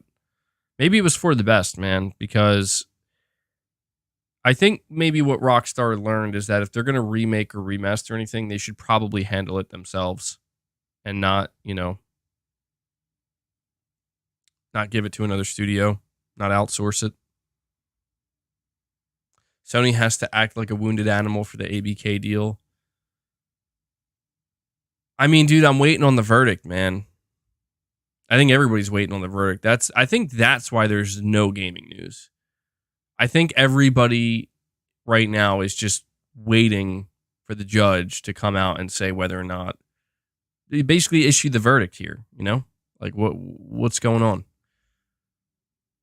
Because I don't know, the week prior to this, like I will say, even though it's extremely annoying during that whole FTC trial, it is really annoying when we have like those weeks where it's like that's all that's being talked about. I will say though, at least it facilitates a conversation because it's like, look at all the stuff that's happening right now, even though it's not the most ideal, right? And that's nice. Like it's nice to be able to talk about it, I guess, just to have something like that in general. But I don't know, man. I just feel like, generally speaking, something about this year, maybe, I don't know, maybe I'm wrong, but I just feel like something about PlayStation this year just seems off. I don't quite know what it is. Maybe I'm just imagining it, but something just seems off. And I don't know. I don't know if it's just going to be that way. Saying you don't mind if the rants are fun. Yeah, they can be. Some of that stuff can be very rant-worthy. Everything is off about PlayStation this year. Oh, that's true. It is a holiday week for the 4th of July. That's very true. And maybe a lot of people are on vacation. Yeah, actually, that is usually the time when people plan their vacations. Do you guys like vacationing? I'm not a fan. I feel like, I don't know if I'm a strange person or not. Sometimes I feel strange, but I don't really care if I'm strange. I realize, like, I just don't like doing many things. Like, I'm a very chill, like, relaxed person in the sense that I love routine. Don't get me wrong, I like to do some things on occasion, but I just realized, like, I'm totally happy just, like, being in a routine. And I don't know, man. I see, like, every time when I see people, like, planning vacations and stuff, I'm just like, it just sounds like stress to me. That's what it's like. And that's what's weird, because I feel like people go on vacations to relax and have fun. And I'm like, dude, that's not me, though. Like, I'm like, I don't know why. I'm like the opposite. For some reason, like, when I'm going to different places and new places, and you know what else I hate? I hate crowds of people. Oh my God. Dude, I cannot deal with being anywhere where they're, yeah, I'm a serious introvert, clearly. I hate crowds of people. Oh my God. It, like, I don't like freak out or anything, but my stress levels they raise by like 100% when I'm around crowds of people. I just can't do it, man. I can't do it. MBG, not liking vacations is a bold take. Is it? See, that's the thing though, is I try to be fair in, like, for example, like, my wife likes to go on vacations and stuff, and she likes to go do some things. And that's where it's like, I'm not the type of person that's gonna be like, yeah, let's go. Like, I'm ready. I'm quite the opposite. I'm like, I really would prefer not to, but it's not, I know it's not fair for me to just be like, I'm just never going to do anything. Because even if I never did anything, I would start to feel kind of weird. I'd be like, this can't be healthy, like never going anywhere or doing anything different or breaking up the monotony a little bit. So I do and I try to look at it from a more positive perspective. But saying how old am I? I'm 29 years old.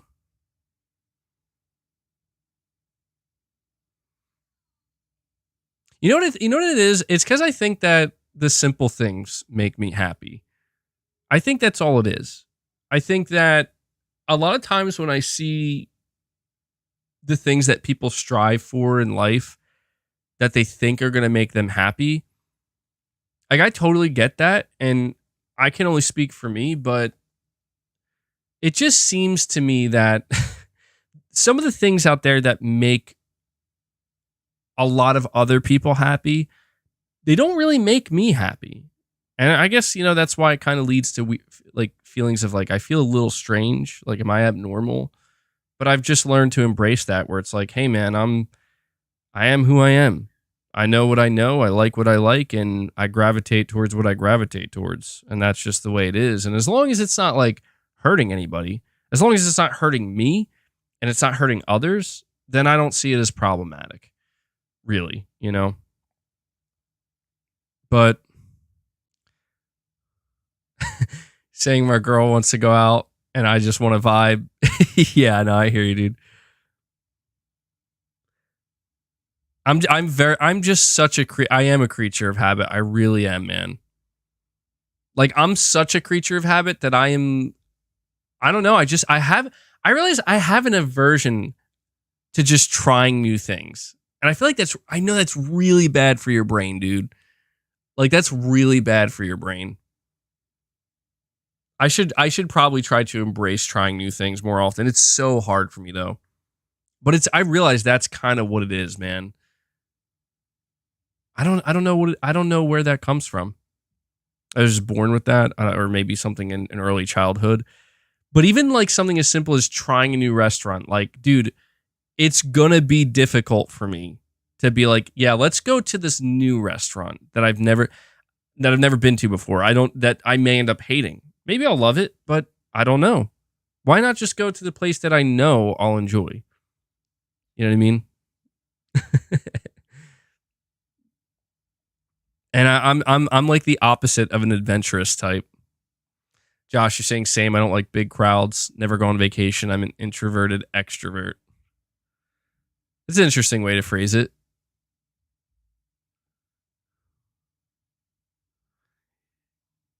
Saying you said your dad was creative and outgoing.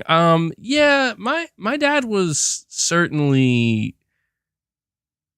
Yeah, me and him were, I think, a little bit different in this sense, where he seemed to really thrive and enjoy not necessarily large crowds of people, but he was more social.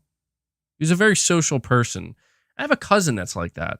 My cousin's like that. My cousin, he's extremely social. Like, he can just blend in and meld with any. To me, it almost seems like to a detriment, where he can just fit in anywhere.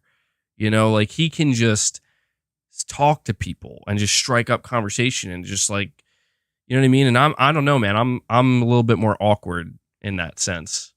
And I think sometimes it seems ironic, because it's like, well, dude, you're sitting here and you're talking to over 400 people, but it's different. You know what I mean? Like, I'm talking to a screen effectively. I mean, I know you. I hope you guys are real people. It seems like you are, but it's text. It's different. Like, if all 400 people were sitting in front of me right now, oh man, I'd be like, I'd be like, you know what? Is it just hot in here? Is it just me? I think I gotta go. I think I gotta go, guys. It would be different. It'd be tougher. I don't know. I don't wonder if I could though.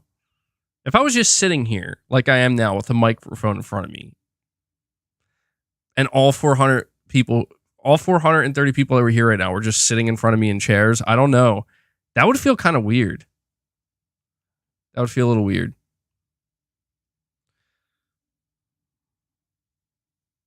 Damn, he figured out we're bots. Uh-oh.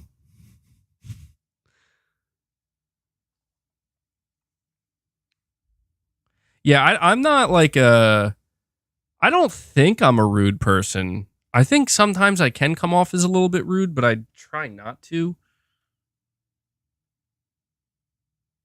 Like, I just think people, I don't know, sometimes I think I just give people a bad vibe, because I think people are like aware, like, I don't think this guy wants to be here right now, or something like that, But in reality, I'm just thinking, like, it's just, I'm like stressed, because it's like, it's not that I don't want to be here, it's just I don't like crowds.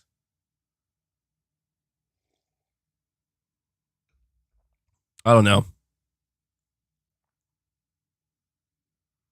Once I'm around more than 5 people, I get annoyed. Yeah. Yeah, I struggle to strike up conversation with people because, most people are talking about like relatively normal, mundane things. And I'm just like rolling up and I'm like, did you hear what Phil Spencer just said? I'm just kidding. But, sometimes it can be like that, though, which is funny to think. Aaron Yogurt, dude, thank you for the super chat, man. You're saying, imagine having to do the same job, but there's a stage, LOL. Yes, I know, man. I know. What's crazy is I don't know that I actually have stage fright, which sounds so bizarre because it's like, well, hold on. How can you be an introvert? How can you hate crowds and not want to, but maybe not have stage fright? Because there were times in my past where I had to go on stage and do things. Nothing crazy. I think like, I don't know what I remember in like middle school, there were multiple times where, because I'm a drummer, like for certain events, like whether it was like a talent show or like a graduation event or something where they're like, do you want to play the drums and do a little something? And I'd be like, yeah, sure. And I was a little nervous, but I like kind of enjoyed it. I'm like, this is cool. I like drumming and people are going to hear me drum and that's nice. But, and I think like when I was even younger, I mean, obviously for like school plays and stuff, I was totally fine. Dude, you know what the funniest thing is? This is such a random, we're not talking about gaming at this point, but it's whatever, man. One of the weirdest things that ever happened to me was when I was in 2nd grade. I was in a play, and it was for my I'm like really young. And at the end of the school year, we were doing a play for, believe it or not, Romeo and Juliet, which was so weird. And naturally, I played the villain of the play. Like I played the bad guy. I forget his name. But it was so funny because, dude, I took that shit so seriously. I don't know why. Like I just didn't want to screw up. And I like felt like I was part of like this big, I'm like, is that, yeah, Tybalt. That, I think, yeah. There you go. Tybalt. And it's just so funny because looking back, I remember I was just so concerned about like, I got to nail my parts because I'm like part of this. Like I don't have a choice. And I don't know. I wasn't like nervous about it. And we had to do this play in front of like everybody's parents. And it was, it was a big deal at the time, I guess, for all the families in the school. And what was so weird, and I'm not saying this to brag because I never saw like a videotape of myself or anything like this, but it was the weirdest thing to me where when the play was done, like a bunch of people were like freaking out and like telling me I need to get into acting. They were like my mother and dad and father kept telling me like the amount of people that came up to us and said like, you need to get your kid into acting and put him into acting school and stuff. And I was just like, bro, I just didn't want to mess up, And I really wish I could have seen like a videotape or something to see what the hell people were talking about. Because my grandmother and my mother would say for years after that, like, you should get into acting. Like, you should do it. You should do it. And I'm like, I don't know, man. That seems like a tough... being an actor seems like a cool job for sure, like probably one of the coolest jobs, but I don't know, man. Actually making it as an actor is like, what are the chances? And so the idea of like really dedicating that and try to pursue that as a career. MBG could have been the next Macaulay Culkin.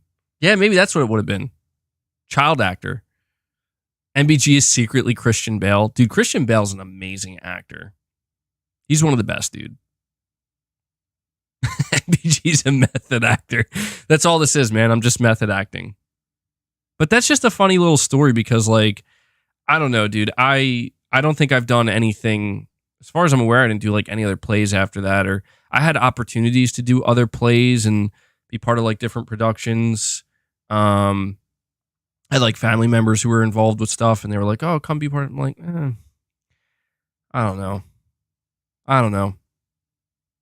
Once I got into my skateboarding phase, I was like, nah, bro. I want to go, kick flip a 10 set or something and snap my leg.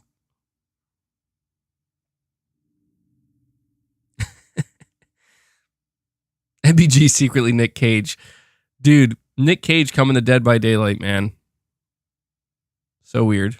I could have taken that spot. If I had actually pursued Hollywood, maybe like an alternate universe, I pursued Hollywood, maybe I actually made it. And I became like really famous. You guys would know my real name, and I'd be starring in like Dead by Daylight. July 25th is when he's dropping. Okay. It's a little bit from now. Yeah, I know they said July. I didn't catch the actual date, but July 25th. It's never too late. Yeah, I'll give a shot. I mean, they're going to be looking to cast a new Wolverine, right? I mean, how tall is Wolverine? Isn't Wolverine, he's like 5'8" or something, right? I think that's like how tall I am. 5'8", 5'9". I'm not a very tall dude. I'll be the next Wolverine. They're gonna have to do a lot of work with the hair though. You know? I get jacked. I'm pretty hairy. I could do it. He's 5'3", really? In the lore? Wolverine's 5'3", that's really short. Are you sure? Because I know like with Hugh Jackman being Wolverine, it's a big problem because he's like 6 foot tall.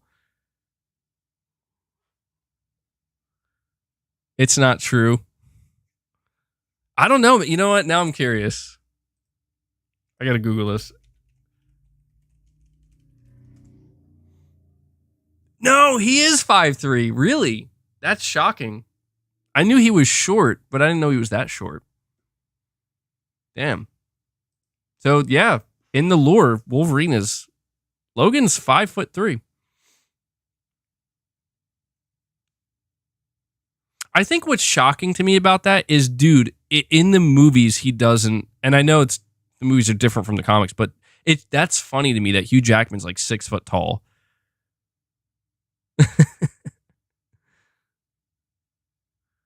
Yeah, respect to Wolverine, man.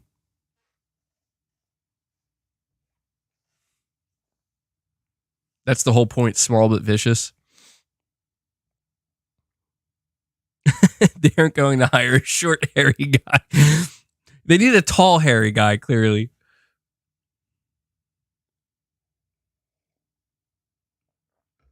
I really do wonder who they're going to cast as Wolverine next.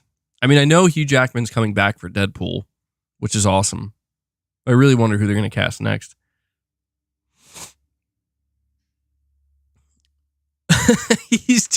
Canon Wolverine is 2 times wider as well. Damn, bro.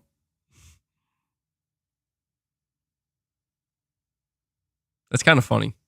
Danny DeVito. Oh my God. Yeah. Danny DeVito in his prime could have been Wolverine, man. Henry Cavill should be the next Wolverine. He seems too nice. Does that sound? I mean, Henry Cavill is a good actor, but I don't know. I don't think he could sell me. I don't think he could sell me on like a vicious. Well, I don't know. But then again, Hugh Jackman has been known to be apparently he's a really, really nice guy. So it's like, yes, it comes down to the acting, you know? Saying, come on, you all agree with me? MBG looks like Shia LaBeouf. I've been told that many times in the past. I've been told many times in the past I look like Shia LaBeouf. People were telling me that when I was like young too. In like high school and whatnot.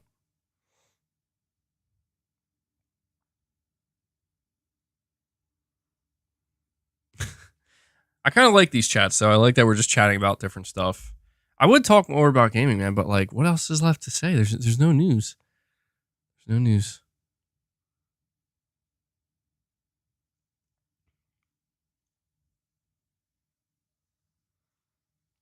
MBG starring in Transformers. Didn't a new Transformers movie come out? Dude, that BB12, that's so funny. You're saying no, MBG looks more like Tom Hardy. Those are the two people that I've been told I look like. It's always been either between Shia LaBeouf and Tom Hardy. Seen the UFO stuff, MBG? Just a little bit. Try not to pay too much attention to it because it's like, whatever, man. Like, I've always believed in aliens and extraterrestrial life. I've always believed that, you know, I'm not saying that like they walk amongst us, but I mean, I've just always believed it. And so, like, I'm one of those people that if we were to like learn tomorrow that actually, yeah, aliens are real and the U.S. government has been in contact with them on and off throughout like the past 100 years or something like that, I'd be like, that's cool. Obviously. That's exactly how I would act. That's exactly how I would feel.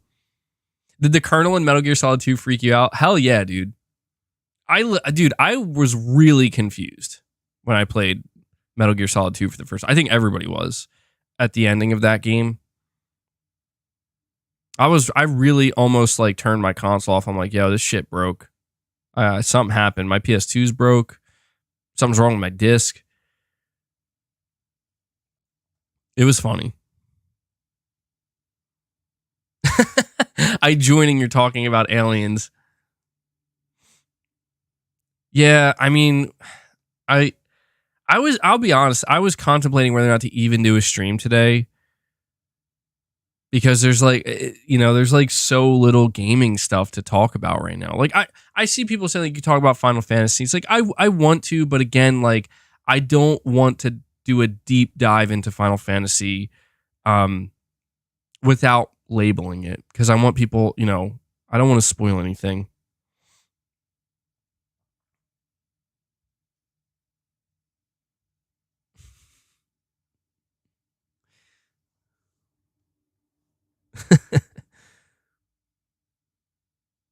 But yeah, I'm like, I am enjoying Final Fantasy 16. The hunts are fun too. About Rise of the Ronin, I did talk about that not too long ago on another stream. Rise of the Ronin looks amazing. MBG, upload a drum solo session for us. I would love to do that. I have to figure out how to make that happen, dude. So I have a mid-tier, like a mid-level. I mean, it's very mid, not premium electric drum kit. It's from the brand Alesis, if you ever heard of them. It's not a Roland. I would love to get a Roland electric drum kit. They're very expensive. They're like, you know, they're S tier. I have an Alesis though, and I bought that. Dude, I cannot believe this thing still works. I think I got this. It was like a $700 electric drum kit in like 2018, dude.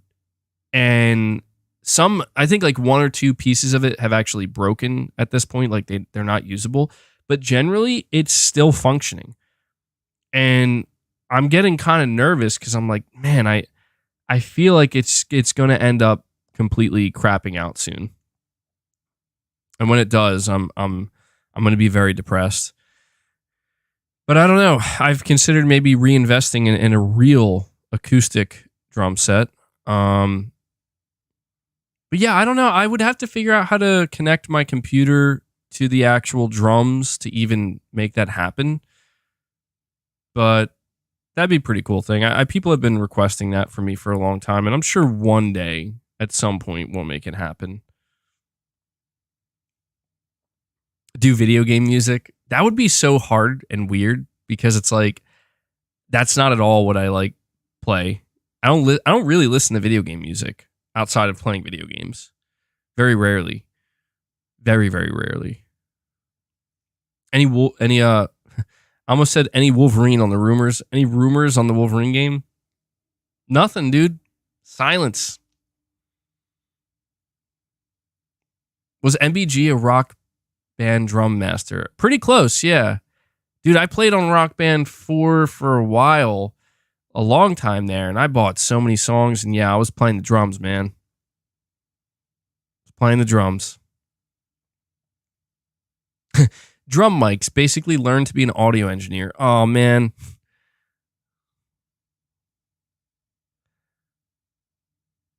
I can't wait to see Wolverine, though, man.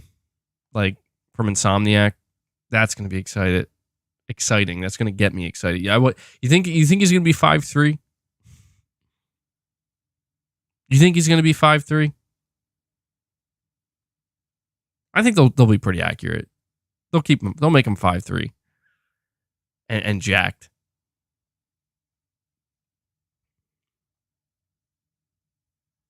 All right, boys, we need to send a mole into Sony for news leaks.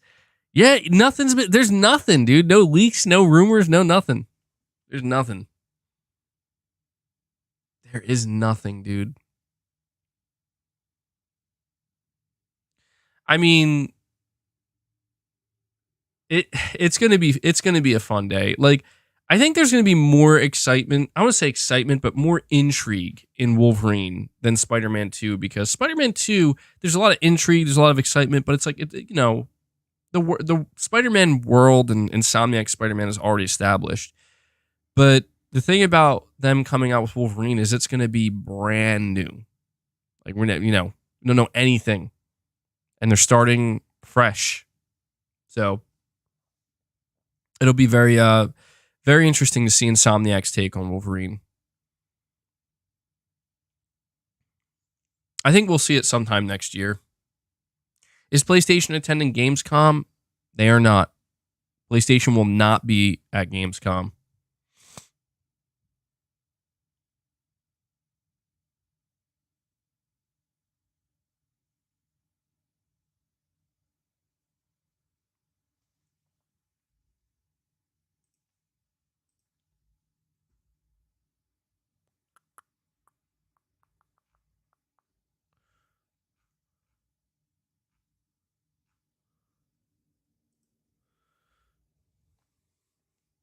Are they going to be at TGS? Only with indie games.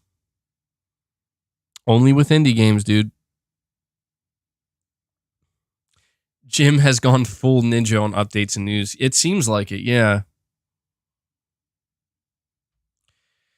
Jay Shako, you're asking if Wolverine's going to be connected to the Insomniac Spider-Verse. I mean, I feel like they said it wouldn't be, but I don't know. It's like right there, you know? Like, it kind of feels like it should be a little bit. It would be, to me, it would be strange if it wasn't, because it's so easy. It's right there. But if it, at the same time, though, I would totally respect if they don't. MBG, when are you starting the Xbox Sucks podcast?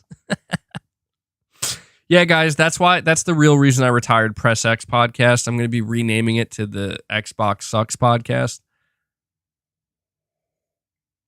Bro, I legit seeing people out here making videos talking about Final Fantasy 16 sales plummeting and shit. You know? It's like, come on, man. I know news is scarce right now, but are you serious? The Xbox Sucks podcast. MBG, after you play Spider-Man 2, you gotta play Sekiro before year ends. Bro, please, I beg of you. It's gonna be tough, man. It's gonna be tough. I don't know, dude. There's too many games. Saying I'm shocked how PlayStation want to maintain/grow their install base in Japan and yet doesn't promote enough the right games to get traction over there. Yeah, I think it's kind of obvious that Sony, ironically enough, at least with the PlayStation brand, I mean, I'm not saying they've given up on the Japanese market. It's not that, but they definitely do not view it as a priority. And I don't know. I don't know if that's their fault. I don't know if that's just because the market is speaking and the market says, we just want Nintendo. We don't really care about PlayStation. It might not be Sony's fault. It's hard to say, man. But we can at least agree that Sony hasn't really been doing they haven't really been doing many things that, like, I do agree with you on what you said, basically, how it seems like they're just not doing many things to really appeal specifically to the Japanese audience.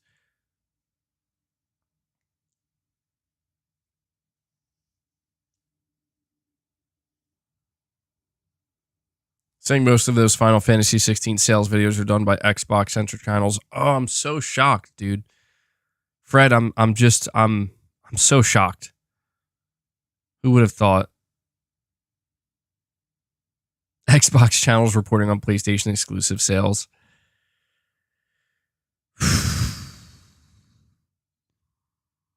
I'm telling you, man, these are the same dudes that were blaming IGN for Redfall before Redfall dropped.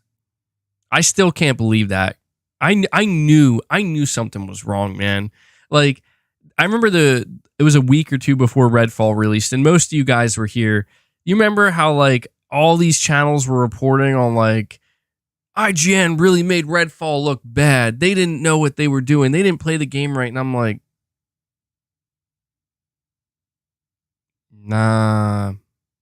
Like, nah, dude. Like, don't get me wrong. I'm the last person to defend IGN, and I'm not going to defend IGN, but that is not IGN's fault. That is not IGN's fault, bro. Damn, bro. Saying it's shocking that it made $210 million in a week.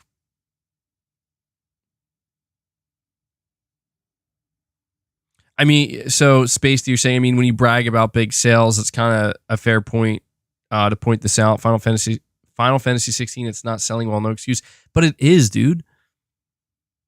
Like, it is doing well. That's what I don't get, man.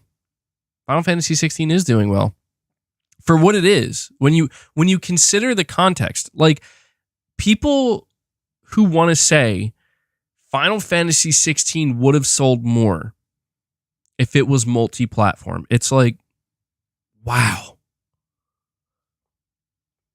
Oh my God. What? Saying it went down 90% in Japan, yeah. Now let me ask you, Lore Cannon, and I don't know, you might not, I don't know if you're being snide or not, but I'm assuming you're not.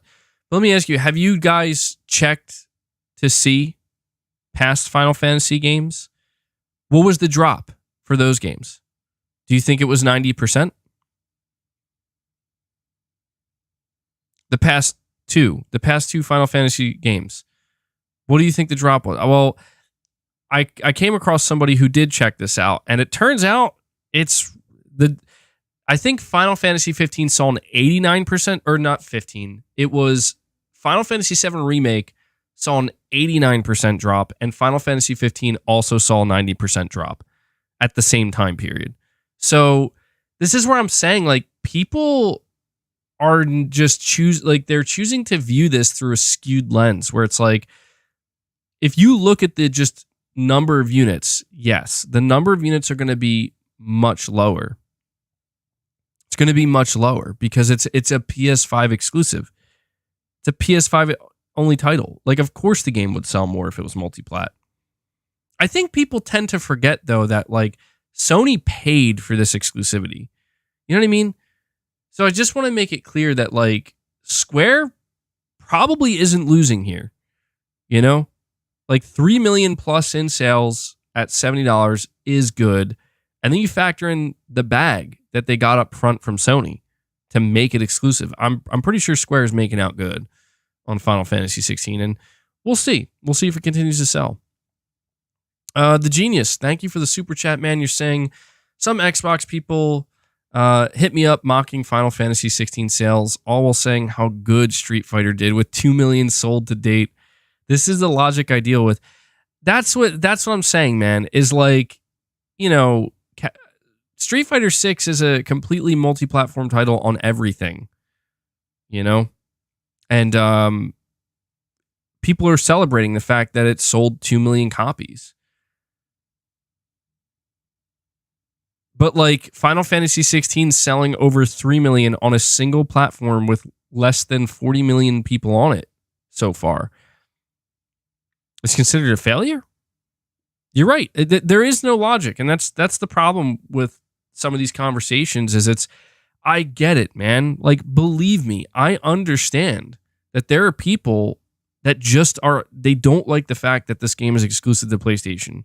They don't want to see it succeed. They want PlayStation to be proven wrong. They want PlayStation fans to just get shit on, basically, and be like, see, it's bad when studios choose to make timed exclusives. But it's like, look, man, if it was a bad choice, I'm pretty sure Square wouldn't have done it. I mean, I'm going to be honest right now. How many copies of Final Fantasy 16 would they have sold on Xbox? Saying you can't compare a fighting game with a mainline Final Fantasy? Well, then, what are we comparing it to then? Other Final Fantasy games? Because we've done those comparisons, and it turns out, again, when you add the context, it's doing just fine. It's doing good. Saying 1 to 1.5 million on Xbox? I don't know about that, dude. That's pushing it, B Flesher. I'll be honest. Like, a 1.5 million on Xbox? No way. I don't think so, dude. I mean, maybe. I think 1 million is pushing it a lot. A lot, dude. People on Xbox don't really buy games, man. Like, and I'm not saying that in an offensive way. I'm just saying, like, they're literally conditioned not to buy games. And this is a JRPG or an ARPG.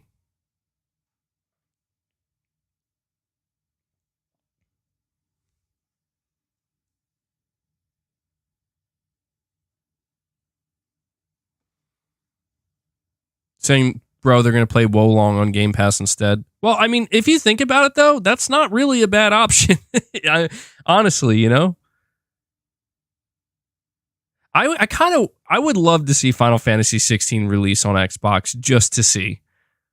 That would be fun to watch. To see how it would sell, Saying, look at Starfield selling 10 million in the first week. Yeah, but dude, come on, man. Like, obviously Starfield's going to sell. It's like it's a Bethesda RPG, man. I mean, 10 million in the first. You think they're going to sell 10 million in the first week? Maybe. I mean, I'm not going to underestimate Bethesda Game Studios. They could, and they're launching on PC as well. So yeah, that could definitely happen. I just don't know what people want, man. Like, do they want me and others to say, you know what? Final Fantasy 16 selling 3 million units in 4 or 5 days on PS5 is a failure. Like, is that what people want to hear? Because if that's what they want to hear, it's literally not true. I don't know if people know this or not, but Square Enix would not announce how many units they sold if it was considered a failure. Just so you know. Like, it's that simple. When your game is not a success sales-wise, you don't announce how many copies it sold. You just don't. That's not how this works. When your game is a success and you want to kind of gloat about it, you announce it. That's how it's always worked. So I just think it's, people want to say, well, Street Fighter 6 is a fighting game and it's a different genre. Okay, but it's like, but let me ask you, why are they announcing the sales if they're low? Well, because it's a success for that genre. It's a success in that specific context. Oh, so you're adding the context. Yes. When you add the context, suddenly it becomes clear, like, oh, now I get it. And that's what is so disingenuous, and you can tell that they're just not anybody here. You're saying they're not low. That's the point I'm trying to make. I'm saying that they are not low. They seem low compared to other things. But when you add the context that this is in the fighting game genre, and in that genre specifically, 2 million is huge, right? But if you it's like somebody trying to compare, Street Fighter 6 only sold 2 million copies. I mean, well, look at how many copies Elden Ring and Hogwarts sold and stuff like that. It's like, you can't, it just doesn't make any sense. Now, if you're trying to make the argument that a mainline Final Fantasy game should have sold much more, well, my question is, a mainline Final Fantasy game that's already divisive out of the gate because they're taking a more action-oriented approach, releasing at $70 again on an install base of less than 40 million, maybe like 39, maybe it's at 40 million now, but like, let's just say 40 million. What is the realistic expectation? Because anybody who's thinking that like, oh, it's going to sell like 5, I mean, I don't want to say that like 5 million at launch would be totally unrealistic, but at the same time, it's like, it's the best selling PlayStation 5 exclusive so far. Because it's only available on the PS5.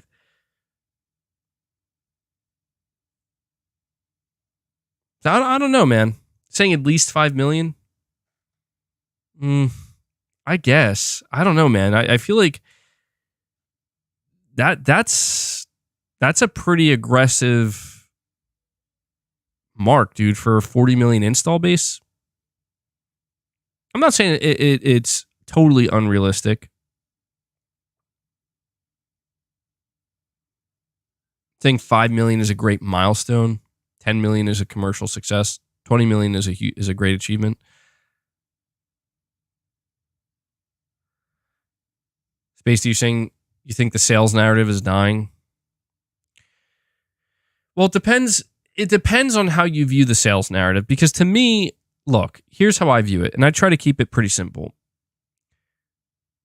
I know on the PlayStation platform, sales matter. Sales matter to Sony. Sales matter to any other publisher who's involved in the PlayStation platform, as long as it's not a free-to-play title. Anytime I see a publisher come out and announce how many units their game sold in a specific time frame, to me, they're communicating something very simple.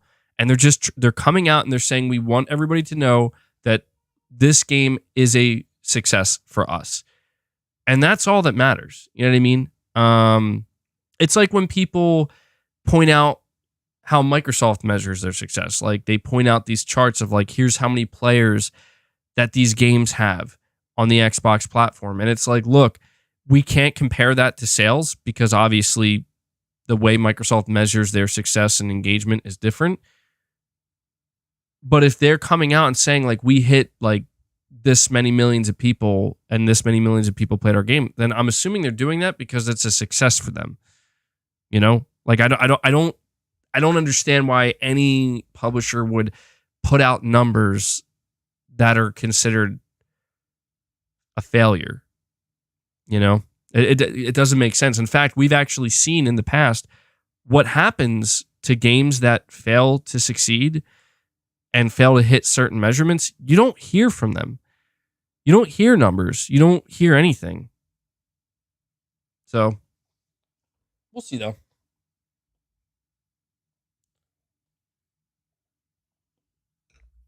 I don't even know how I got on that topic.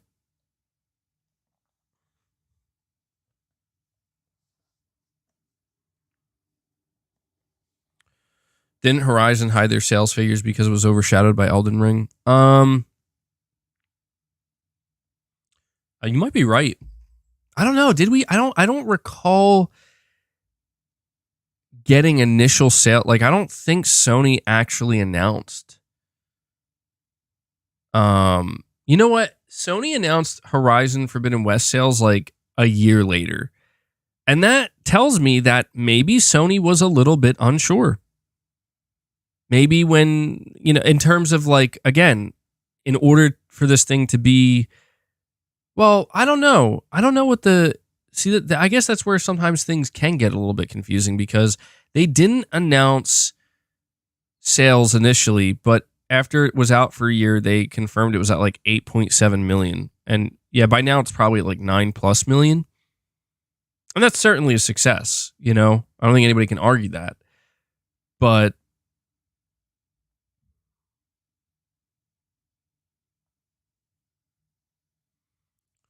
MBG for Elden Ring, which is a JRPG for just console. Xbox sold 43% and PlayStation was 57%. Saying that FF16 could sell 1.5 million on Xbox would make it 33 to 66 split. So it's not very crazy. All right, maybe it's not. I guess I just have a hard time believing that.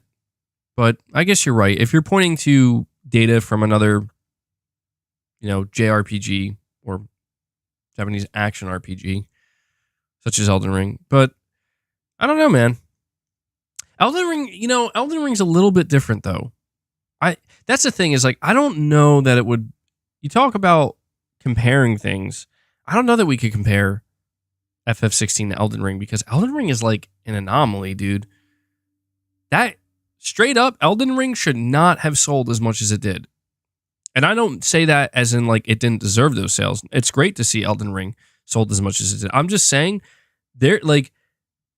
make no mistake, everybody involved with Elden Ring was flabbergasted at how well that game sold. Like, they were like, holy shit. We knew this game would sell well, but we had no idea. And that's why I think, like, I don't know that there's any game you can really compare to Elden Ring in terms of, like, sales. Because I don't know, man. It is wild how well Elden Ring sold. I think that is like the shock of the generation so far, because that is... It's like over 20 million units. It's wild. It's absolutely wild. But yeah. Here's how you'll know. Here's another thing I'll say. And this we'll know for sure in the future. It's as simple as this. If Final Fantasy 16 failed in the eyes of Square and this exclusivity deal failed, and it hurt the sales, then in the future, we're not going to, after Rebirth, we're not going to see any more exclusivity deals. We're not going to see, Square's going to stop making those deals with Sony. That's how we'll know. If it really didn't succeed, they'll stop. They're not going to make another deal. If it did, they'll continue to make those deals. So,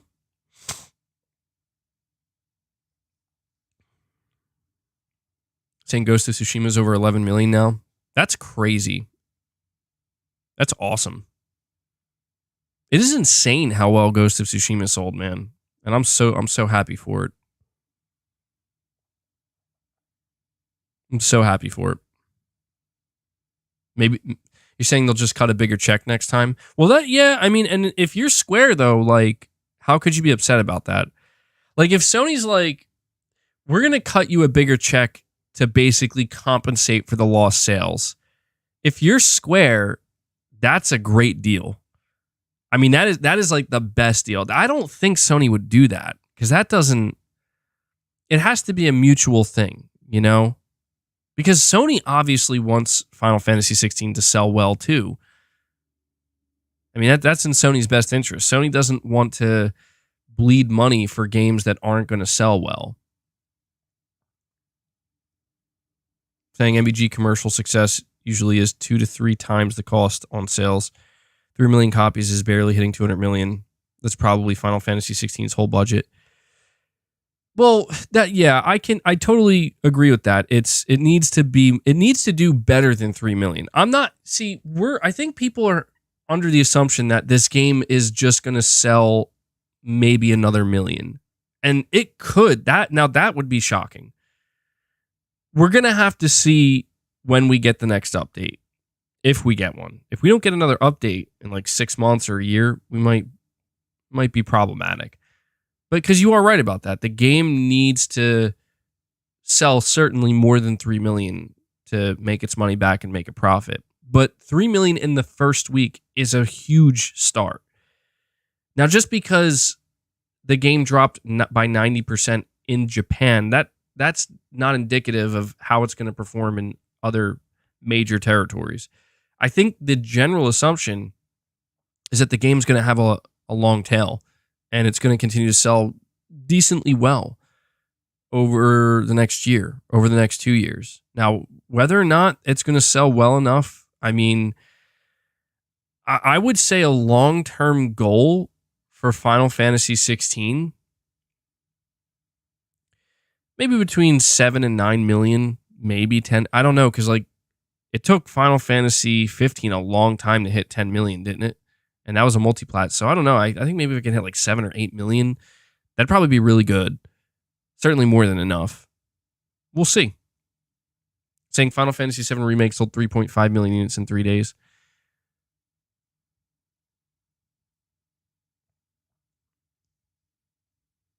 That can't be true. You're saying not even Final Fantasy 7 Remake passed 6 million? What? Are you sure? I could have swore. Maybe you're right. Let me see.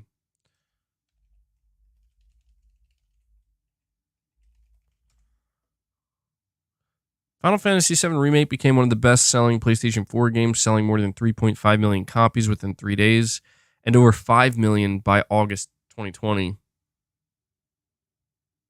So, when did the game come out? Like March or April, I think? Was it April or May?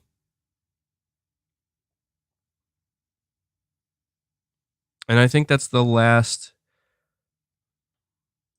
I don't know. You might be right. You might be right. So I don't know. I guess I should readjust my expectations for FF16. Maybe their goal is to hit 5 million. Maybe between 5 and 7 million. Saying it's over 10 million now. I feel like they would have announced that though, right?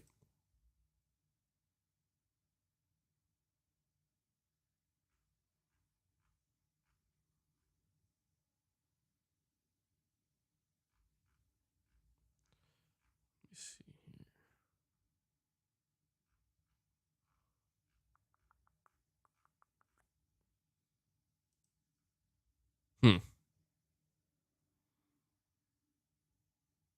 Oh, is that the last official update?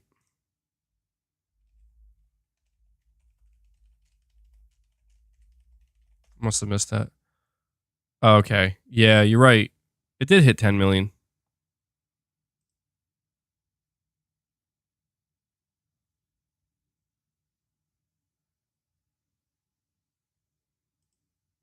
Wait, no, hold on. No, that's Final Fantasy VII Remake sold 9.1 million units. Is it a reliable source? Well, we'll find out, man. We'll find. As far as I could tell, there was no official announcement for 10 million sold.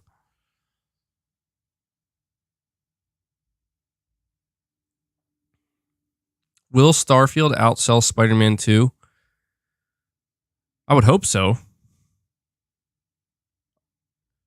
I mean, Starfield's releasing on PC as well as Game Pass, as well as the Xbox console. I would hope so. So yeah, it should certainly outsell it. Spider-Man 2 is only launching on the PS5. Well, okay, yeah. Then again, we do have to factor in Game Pass. So I don't know, man. I don't know. Truthfully, that is a question that I feel like it can go either way. You're saying, are you serious? You think Starfield's going to sell more than Spider-Man? Well, when I said that, I kind of forgot that it's launching in the Game Pass. And,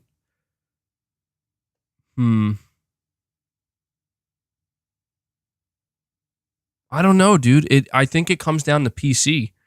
I think it comes down to how many people are going to choose to buy the game on PC versus just get it through Game Pass. And I have no idea what those numbers. I have no idea what those numbers are going to look like.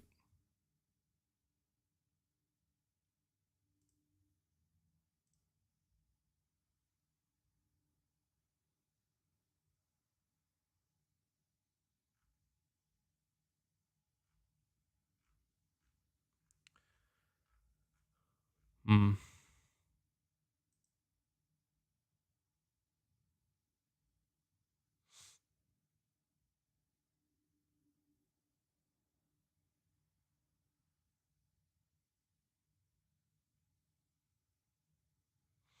What I will say is I think, well, one thing is certain for both Starfield and Spider-Man 2. They're both going to do really, really, really well.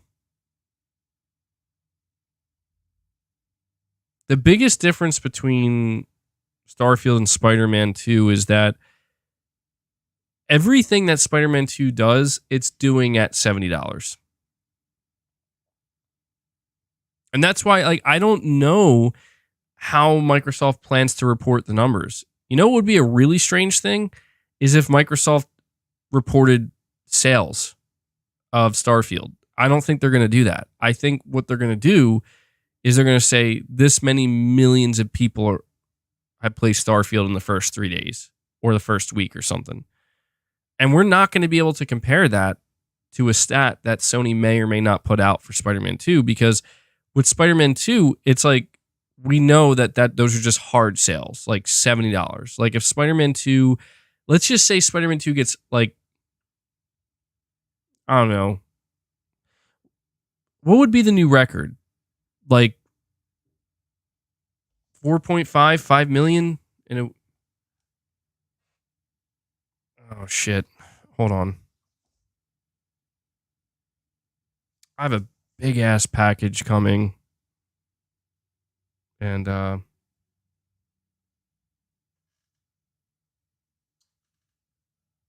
yeah.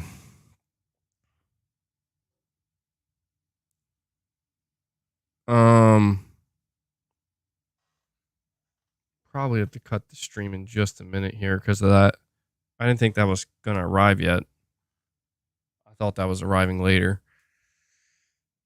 I don't know, like maybe like Spider-Man 2 does like 4 million in 3 days or something. You know, like obviously it'd be huge success, but how that stacks up against like 10 million, like Starfield had 10 million players in 3 days.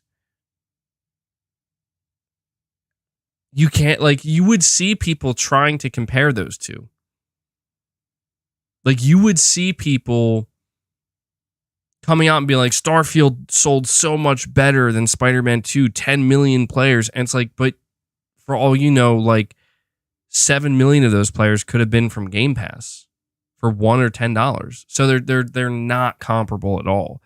And that's how it's going to go, man. Like, we're not going to have maybe somebody will leak the data. Like, maybe they could do that. Maybe you're saying Starfield has paid early access. Like, maybe they could announce the sales in that window. So we could kind of, I don't know. But I feel confident saying they're both going to sell well. I think Spider-Man's going to sell. You know what? You're right. The more I think about it, I think Spider-Man 2 is going to sell better just because you have to buy it to play it. I think the fact that you don't have to buy Starfield to play it when it actually launches on its official launch day, I think that's going to prevent a lot of sales. Maybe not, though. We've never seen a game like Starfield's caliber launch into Game Pass. So we don't know. We really don't know. But I actually do think this is a good point to end this stream. Because we're almost at the 2.5 hour mark. And frankly, there's really not much else I can talk about here. Gaming news is dead. I'm going to have to think about when the next time I'm going to stream is. Maybe we do a Sunday stream. I have to really think about what we would talk about, though. But yeah, I think that's going to do it for this stream, guys. I have to go take care of something. Again, this came a little bit earlier than I expected. So,